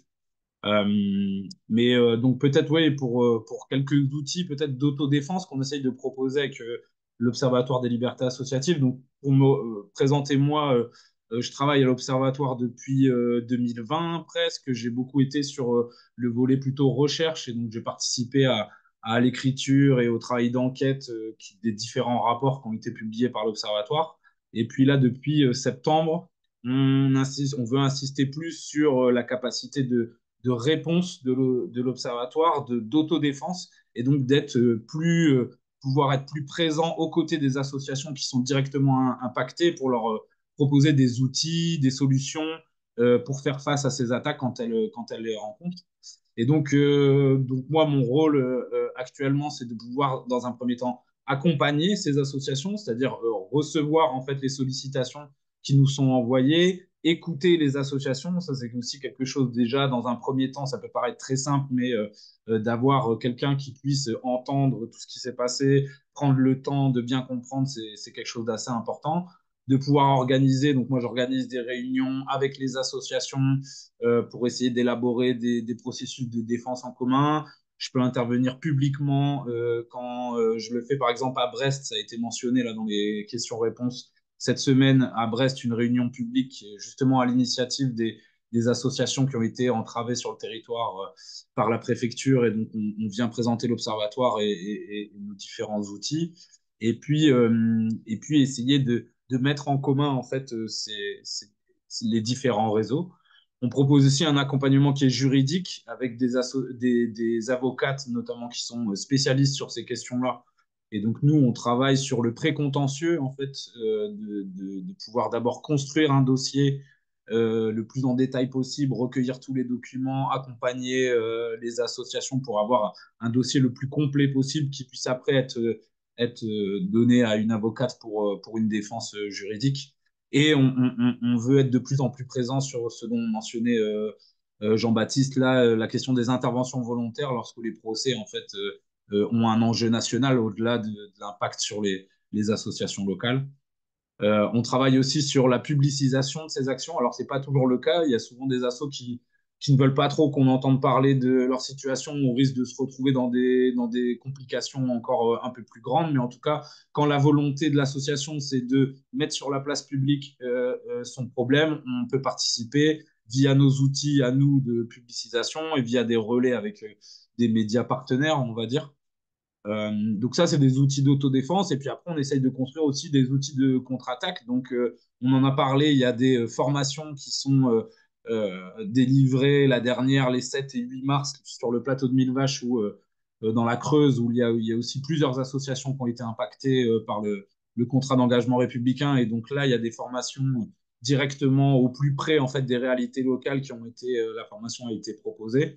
Et puis effectivement, des expérimentations qu'on met en place à l'échelle locale avec les pouvoirs publics aux côtés des élus ou des techniciens qui voudraient justement essayer de partager plutôt des environnements plus sereins dans les relations entre associations et pouvoirs publics. Et donc là, on essaye de mener ça en essayant de mettre en avant, comme ça a été dit aussi dans les commentaires tout à l'heure, des outils tels que le droit d'interpellation, les référendums d'initiatives locaux, les commissions mixtes d'attribution de subventions. Voilà, il y a énormément de propositions en fait qui sont mises en place, dont on se rend bien compte qu'à l'échelle nationale, on est dans un environnement qui est un peu bouché sur ces questions-là et où on se dit on aura un peu de mal à avancer nos arguments, mais qu'au niveau local, c'est tout à fait possible de pouvoir mettre en place des outils, montrer que c'est possible, que ça existe et que ça peut marcher voilà, pour avoir une force un peu plus importante là-dessus. Et puis peut-être pour finir, donc Jean-Baptiste en parlait tout à l'heure, on a un séminaire mensuel sur les questions de liberté associative qui est décliné en fonction de tout un tas de secteurs en fait, du monde associatif. On a fait effectivement une séance du séminaire sur les questions des associations écolo, sur les questions des associations de locataires, sur les questions des associations musulmanes, avec à chaque fois on montre comment cette question des libertés associatives se décline de manière différente en fonction de ces secteurs et sur ces secteurs et comment c'est des outils différents qui sont utilisés, mais que la problématique est la même. Et en amont en fait de ces séminaires, on a des réunions internes où on discute de l'actualité des libertés associatives, des modalités de nos accompagnements et où on essaye de créer voilà, une solidarité interassociative plus large. Et donc, dans ce cadre-là, mais on aura l'occasion de revenir vers vous. On voudrait vraiment créer un événement à la rentrée prochaine, en septembre, de relance un peu de cette dynamique interassociative pour pouvoir créer un moment où on puisse tous se rejoindre et voilà, et construire cette force un peu à l'échelle nationale. Voilà quelques mots. S'il y a besoin de précision sur ces différents axes, il ne faut pas hésiter.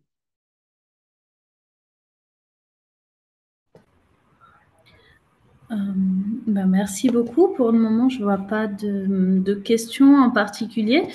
L'idée donc de ce temps, c'était aussi de permettre à chacune de partager un petit peu son expérience. Alors, comme on est nombreux, on est passé en mode webinaire, donc tout le monde n'a pas forcément pu voilà, prendre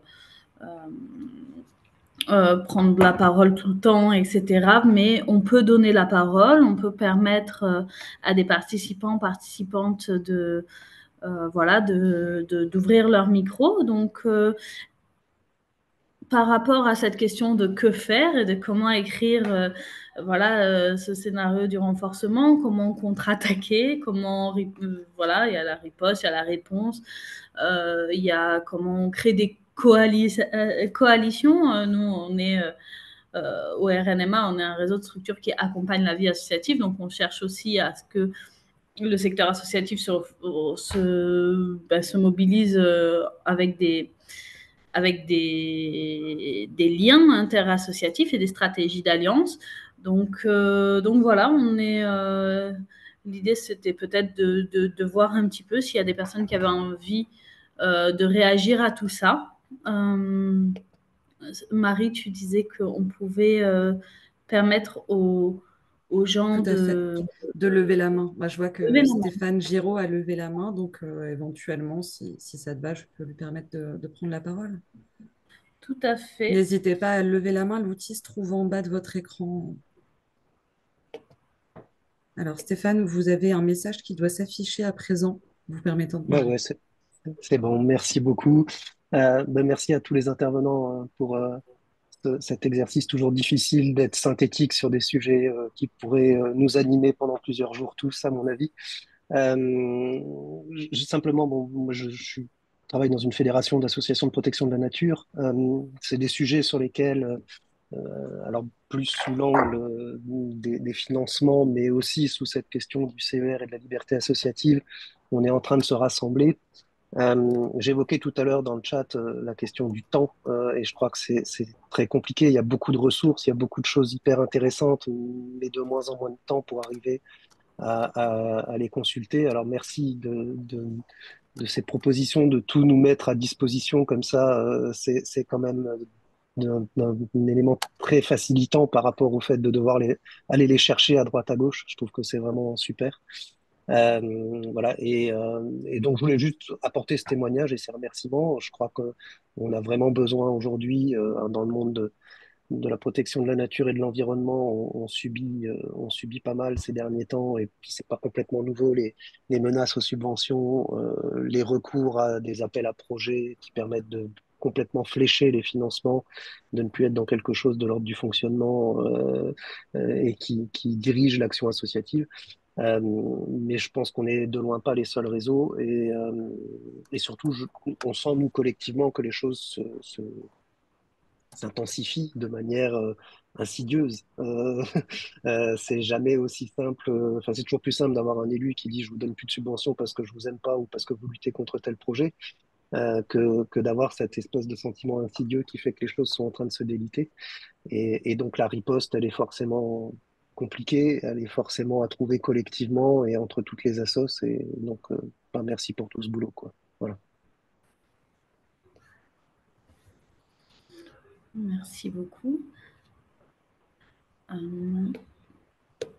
Est-ce que parmi les intervenants ou parmi la salle, il y a d'autres petites réactions à ce que vient de partager? Oui, peut-être un mot parce que bon, effectivement, je pense que ce qui a été bien pointé là par Stéphane, c'est la nécessité du travail collectif et d'intersolidarité associative, quoi. Voilà. Le but, c'est d'arriver à ça. Moi, du coup, je pense que c'est aussi l'occasion de voir un peu le rôle précieux et particulier que le RNMA peut jouer. C'est-à-dire que je pense que le premier travail qu'on a fait, c'est un travail autour de la documentation. Il faut continuer à le faire parce que documenter, c'est déjà agir en fait, c'est déjà éclairer le problème dont on parle, etc. Et je pense que le RNMA, à travers son rayonnement, j'allais dire, le fait que voilà, ça couvre tout le territoire national et ça concerne beaucoup d'assauts, peut aussi contribuer à ce travail de vigie en fait. Voilà, je pense que c'est quelque chose que qu'on pourra creuser et qu'on pourra peut-être aussi creuser sur quelque chose que je livre comme ça parce que c'est un travail en cours et on ne sait pas du tout où on va et comment on va faire et si on va réussir. Mais l'idée, c'est de partir aussi dans les prochains mois sur une grande enquête quantitative pour essayer justement de continuer à documenter cette question-là et de faire coup double, c'est-à-dire à la fois de recevoir des infos et en même temps d'en donner parce qu'on s'aperçoit que, en particulier en ce qui concerne le CER, le contrat d'engagement républicain, c'est un outil liberticide, particulièrement fourbe, parce que soit il n'est pas connu, soit il est connu, mais d'en percevoir toutes les implications et tous les dangers. Et donc, c'est aussi la nécessité de faire tout ce travail pédagogique et donc de trouver des véhicules pédagogiques, informationnels. Et donc, voilà, cette enquête quantitative, je pense qu'on ne la réussira pas si on ne s'appuie pas sur le mouvement associatif, sur des grands réseaux comme le RNMA, etc. Donc, voilà, je pose ça comme ça parce que je pense que ça sera important qu'on en parle aussi prochainement, puisqu'on va avancer dans cette perspective. Ouais, je voulais juste compléter sur le fait que c'est important, ça a été dit dans les réactions sur le fait qu'on n'a pas beaucoup de temps et que le fait qu'il y ait des outils et puis un travail qui soit vraiment centralisé avec du soutien concret comme en parle Antonio. Et en même temps, ce que tu viens de dire, c'est la visibilité du fait qu'on ne se résigne pas. Parce que je pense que ce qui est, quand on est une petite assoce et que on est sur le terrain et qu'on se dit, là, là, est-ce que j'y vais pas? Est-ce que je ne dénonce pas? Est-ce que je rends visible ou pas? Je risque de perdre mes subventions, je risque de disparaître. Le fait qu'on sente qu'il y ait des grands réseaux et puis qu'il y ait de l'organisation collective, ça renforce et ça permet de ne pas se résigner. Et je pense que c'est une des stratégies, c'est quand même entre les appels d'offres, les appels à manifestation d'intérêt, les machins, tout ça, qui font qu'on se retrouve en concurrence, à être en concurrence financière entre assos.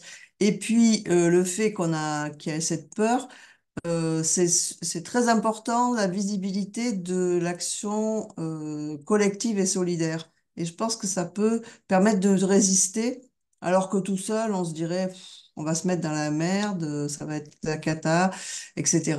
On a peur pour les salariés de l'assaut, etc. Donc, je pense que c'est vraiment important qu'entre réseaux, on se passe les infos effectivement, mais qu'en même temps, il y ait un écho, un porte-voix sur cette résistance et sur cette solidarité, parce que ça permet de résister quand on doute et quand on se dit est-ce qu'on y va, est-ce qu'on n'y va pas, est-ce qu'on se tait, est-ce qu'on reste dans son coin, on se fait tout petit et on essaie de passer entre les gouttes, mais ça marche pas.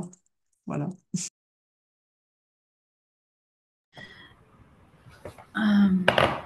Merci beaucoup.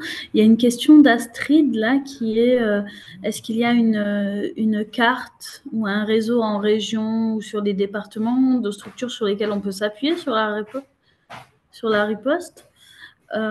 Et puis il y a une deuxième question qui est celle de Fabienne qui demande si il faudrait pas faire un état des lieux de l'affaiblissement et de l'effondrement sur chacun des territoires pour conscientiser les associations avant de mettre en place les moyens techniques pour le renforcement.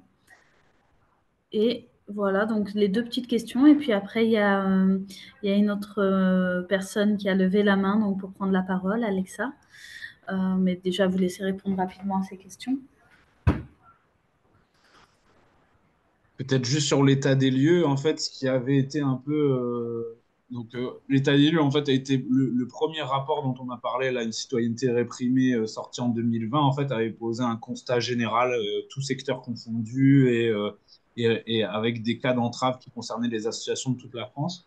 Le choix qui a été fait, en fait, pour approfondir ce constat-là et puis pouvoir enrichir, en fait, les premières intuitions, en fait, que ce rapport-là avait pu mettre en place, c'était de faire plutôt des constats par secteur associatif et pas tellement par secteur géographique. Et donc, c'est pour ça qu'il y a eu ensuite un rapport plus précisément sur les associations musulmanes, un autre sur les associations de locataires, un qui arrive sur les associations de soutien aux exilés, et que l'Observatoire, en tout cas dans sa production écrite et dans ses rapports, a plutôt choisi de travailler par secteur associatif plutôt qu'à échelle territoriale. Par contre, je pense vraiment que sur les questions des réponses et des ripostes, c'est vraiment, et là je rejoins complètement ce que disait Karine tout à l'heure, c'est que je pense que c'est le maillage associatif local qui est le plus à même de potentiellement de répondre et de s'organiser.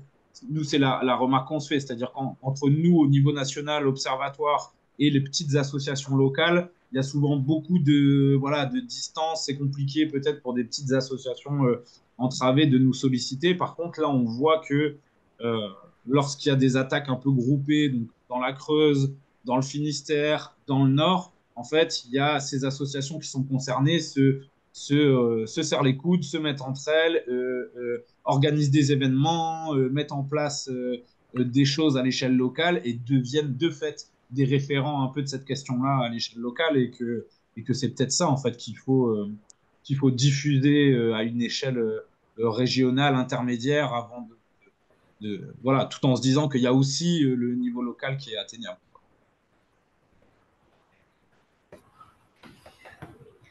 Merci. On va donner la parole à Alexa.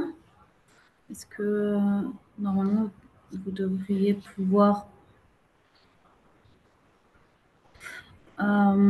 évidemment Marie précisait, hein, nous du point de vue du RNMA et des réseaux d'accompagnement de la vie associative. En effet, sur beaucoup de territoires, il y a des maisons des associations associatives ou municipales qui peuvent accompagner, informer et faire remonter ces situations-là.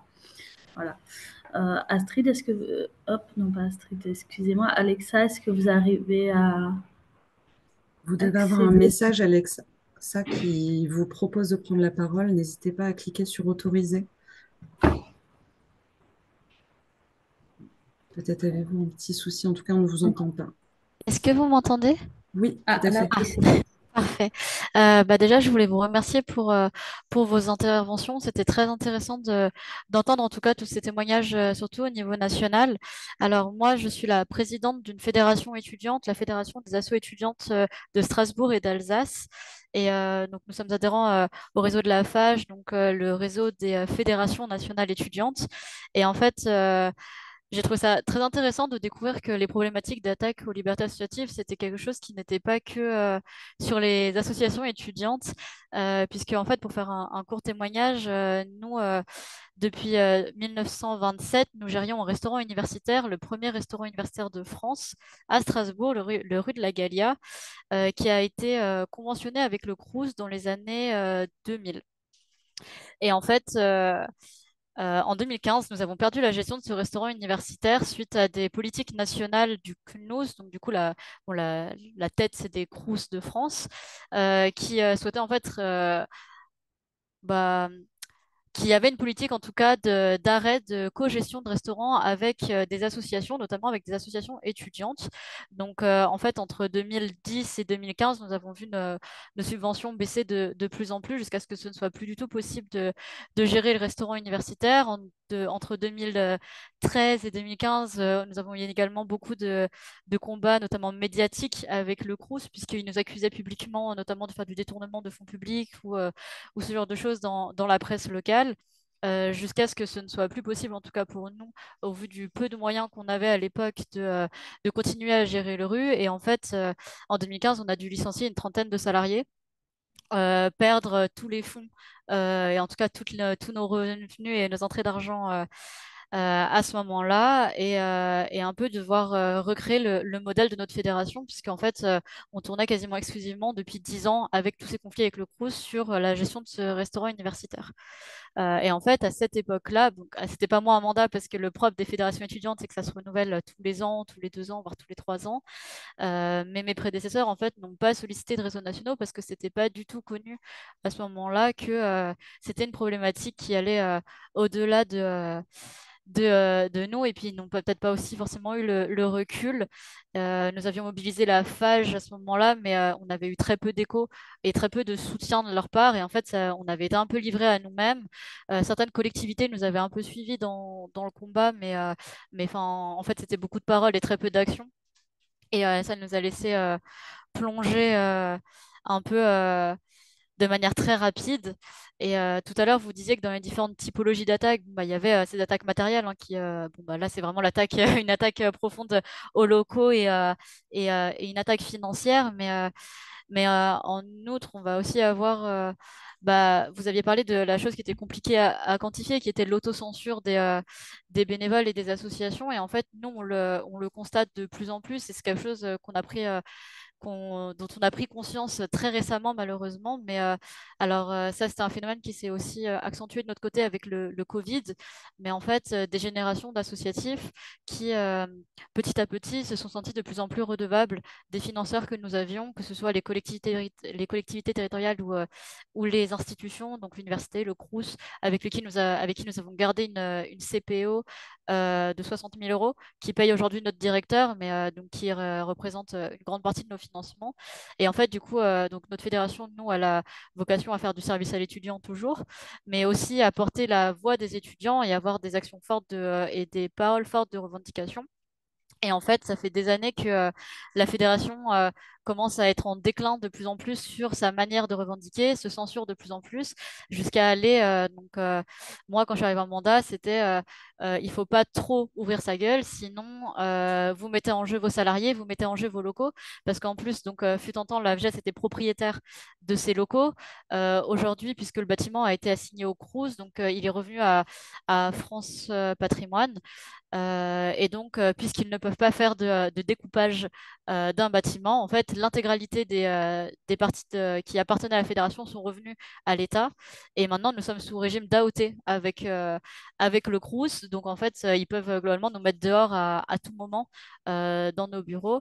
Et en fait, il y a toutes ces pressions-là qui ont fait que maintenant, ça va très vite, hein, des générations qui succèdent, ça s'implante de plus en plus. Et maintenant, on se rend compte et on s'est rendu compte, nous, récemment, qu'on avait en fait euh, intégré sans le vouloir ces notions de on ne peut plus défendre réellement les étudiants parce qu'on risque de perdre nos locaux. Donc c'est quelque chose sur lequel nous on veut se battre en tout cas sur ces prochains mois et ces prochaines années pour revenir pleinement dans notre action de revendication et de plaidoyer sans considération de nos locaux et de nos salariés, mais ça reste quand même une problématique qu'on va devoir traiter, la sécurisation de nos locaux et de nos financements. Et je pense que c'est vraiment dommage qu'à l'époque, on n'ait pas été au courant que des réseaux nationaux d'associations se mobilisaient sur ces questions-là, parce que peut-être que notre témoignage en 2015 aurait pu permettre d'apporter ce genre de choses. Et puis c'est quelque chose qui est complètement aussi commun au territoire alsacien, puisque notamment une association étudiante on a beaucoup d'assauts qui ont des cafettes étudiantes. Et en 2 ans avant, en fait, une de nos associations, non, 2 ans après, pardon, en 2018, l'Amicale de droit a aussi perdu sa cafette étudiante au profit du Crous, dû à des politiques plutôt de faculté et des politiques universitaires. Mais voilà, en fait, c'est quelque chose qui est arrivé par 2 fois sur le territoire alsacien et on n'a pas pensé du tout à solliciter des réseaux nationaux autres que la FAGE. Mais je pense que si notre témoignage peut servir aujourd'hui, ce serait avec grand plaisir en tout cas. Voilà, merci beaucoup en tout cas. Merci. Ouais, en effet, c'est un témoignage important. Il y a Stéphane qui faisait une remarque par rapport à ce témoignage qui était qu'il y a un besoin de faire de la formation auprès des dirigeants de certains CA parce que le moteur, c'est le but de l'association qui peut être faire du sport, observer des oiseaux, ou gérer un restaurant universitaire, et que la conscientisation politique de ce qui se joue sur ces attaques aux libertés associatives n'est pas innée, et qu'à ce titre, l'histoire des associations est super importante et intéressante pour mettre en perspective ce dont nous sommes les porteurs. Et donc, il y a cette remarque-là. Je ne sais pas si certains intervenants veulent réagir, sinon il y a une autre personne qui se propose de prendre la parole, Evelyse. Hop. Ah, je ne sais pas, j'ai vu une main levée, je ne la vois plus. Ah. Est-ce que c'est bon? Est-ce que c'est bon si je parle? Normalement, c'est bon. Ok. Mais donc, du coup, c'était pas une nouvelle intervention, c'était une réaction un petit peu à ce que je viens d'entendre, puisque moi, par exemple, si j'assiste à cette visio aujourd'hui, c'est aussi parce que il y a un intérêt certain, c'est sûr, mais en fait, nous, on est en charge du DLA sur notre territoire. Donc, le DLA, pour ceux qui connaîtraient pas, c'est le dispositif d'accompagnement des structures employeuses. Et justement, en fait, dans nos thématiques d'intervention qu'on se programme pour cette année, il y a un petit peu cette thématique des libertés associatives. Et du coup, voilà, je voulais savoir un petit peu comment on pouvait construire ces choses, rassembler les acteurs et outiller justement les structures, mais indépendamment de les outiller, c'est leur faire prendre conscience de la nécessité de le faire et de participer à ce type d'action. Et voilà, je sais pas, enfin j'ai hésité longtemps avant de poser ma question parce que c'est vrai que le contexte et tout ce que vous venez de dire n'est pas forcément très encourageant, notamment la question du temps et de la mobilisation qui est demandée pour gérer ça, sachant que les assos sont déjà très largement noyés sous l'ajustement de leur modèle économique, etc. Donc voilà, dans le contexte actuel, j'entends la priorité, la nécessité de le faire et en même temps la difficulté et la possibilité d'avoir des conséquences encore pires en le faisant. Donc voilà, ça m'interroge grandement. Si vous avez des éléments de réponse, je suis preneuse. Merci.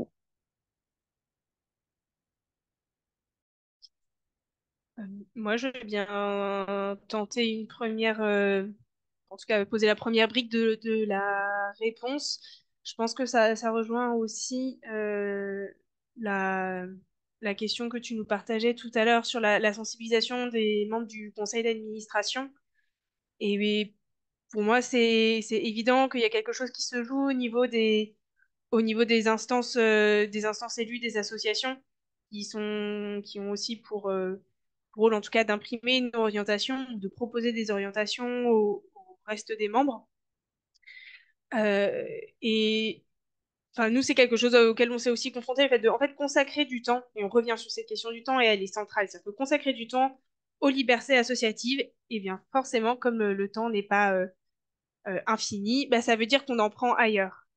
Et il y a, je pense, à un moment donné, besoin d'avoir ce déclic de dire, en fait, si on ne prend pas du temps maintenant pour penser la question des libertés associatives, en disant que bah, le temps qu'on met là, c'est du temps qu'on met pas pour les publics qu'on accompagne ou qu'on accueille, ou pour les bénéficiaires, ou pour les bénévoles, ou pour organiser le match de foot, quel que soit le mandat de l'association, bah, si on ne prend pas maintenant, en fait, plus tard, on n'aura plus le choix. En fait, quand on est attaqué, quand l'entrave, elle est là, c'est presque trop tard pour penser une stratégie et on se retrouve de toute façon à perdre du temps, à devoir lutter et réagir.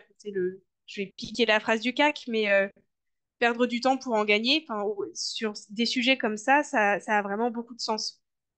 Sur la question de du coup comment est-ce qu'on peut sensibiliser, comment on peut raccrocher, sur le site de la coalition et sur la page qui est dédiée à l'Observatoire des libertés associatives, il y a tous les cas d'entrave qui ont pu être remontés.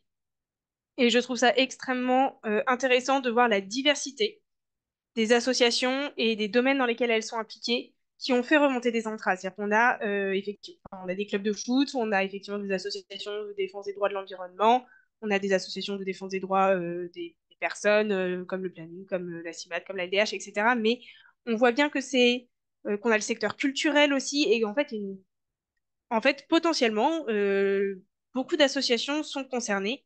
Et c'est vrai qu'il y a en tout cas, une prise de conscience, c'est-à-dire en fait, ça peut vous concerner. Peut-être que ça ne vous concerne pas maintenant, peut-être que ça ne vous concernera jamais, et dans ce cas, tant mieux. Ça ne veut pas dire que vous n'avez pas un rôle à jouer dans le soutien aux partenaires et aux autres associations. Mais comme nous, ce qu'on constate, c'est que ça va globalement croissant depuis ces dernières années. Bah, il y a quand même en tout cas un besoin à minima d'être informé et sensibilisé, même si on n'investit pas toutes les forces de l'association là-dedans, et c'est bien normal. Euh, et je conclurai avant de passer la parole à JV. En fait, je pense que c'était aussi ça l'objet de la coalition quand elle s'est fondée, c'est-à-dire que il y a un moment donné où on a réalisé que pour défendre les droits des associations, en fait, il n'y avait pas grand monde qui occupait ce créneau-là, et que peut-être c'était un manque dans le mouvement associatif français, quoi. JV, je te passe la parole. Oui, merci. Ben, ça me permet effectivement juste d'être dans le prolongement de ce que tu viens de dire, parce que voilà, effectivement, il y a cette question du temps qui revient souvent, et donc nous, on essaye de se rassurer ou d'y répondre avec deux espèces de punchlines. D'abord, on se dit entre nous, quand on perd du temps, on gagne autre chose. Et la deuxième phrase, c'est appuyer sur pause, c'est politique. Et du coup, c'est important en fait de se dire ça parce que si on n'assume pas d'appuyer sur pause et par exemple partir en formation, faire des formations, c'est appuyer sur pause. Ah ben, on va pas réussir à dégager une stratégie globale. Voilà. Sur les formations, juste pour dire, on a prototypé au mois de juin dernier une formation sur 2 jours qui a bien marché. Et là, on vient de la refaire sur le plateau des 1000 vaches. Et donc, c'est quelque chose qui existe, qui peut être renouvelé. Et puis surtout, par exemple, pour les DLA ou d'autres structures comme ça, on peut imaginer être en fait dans l'accompagnement aussi de mise en place de formation. Voilà. Et quand je parlais donc d'appui sur pause pour faire de la politique, c'est-à-dire pour essayer de dégager un peu une vue stratégique, juste insister sur, par rapport aussi au temps, le fait que on s'en sortira si on arrive à sortir de la configuration, on est tout le temps sur la défensive. Là, on parle de défense contre des attaques sur les libertés associatives. Il faut contre-attaquer. Il faut absolument contre-attaquer. Si on se fait restreindre, attaquer dans le registre du droit et des libertés, eh ben, il faut voir comment est-ce qu'on peut regagner du terrain dans le registre du droit et des libertés et voir comment est-ce que les associations peuvent contribuer à écrire le droit d'une société un peu plus vivable demain. Donc, c'est pour dire que là, on est en train de préfigurer un espace de travail qui s'appelle DMS, droit et mouvement social. Et le but, c'est d'outiller juridiquement les associations, principalement les associations qui ne sont pas familières de ce registre d'action qui est le juridique, et puis aussi de voir comment est-ce qu'on peut avoir des contentieux stratégiques qui construisent de la jurisprudence à plusieurs. Voilà, à titre d'exemple, on est en train d'essayer de voir comment est-ce que la notion de génération future, qui est dans la Charte de l'environnement constitutionnalisée en 2004, peut être un levier pour gagner des prochaines victoires, voilà, et pour pas être tout le temps sur cette posture où on est obligé de se défendre et donc contre-attaquer. Voilà, ça c'est juste un élément stratégique. C'est évidemment beaucoup plus facile à dire qu'à faire, mais c'est juste pour essayer de décrire un peu l'optique dans laquelle on essaye d'être. Merci beaucoup. Merci beaucoup, JB, et merci tout le monde.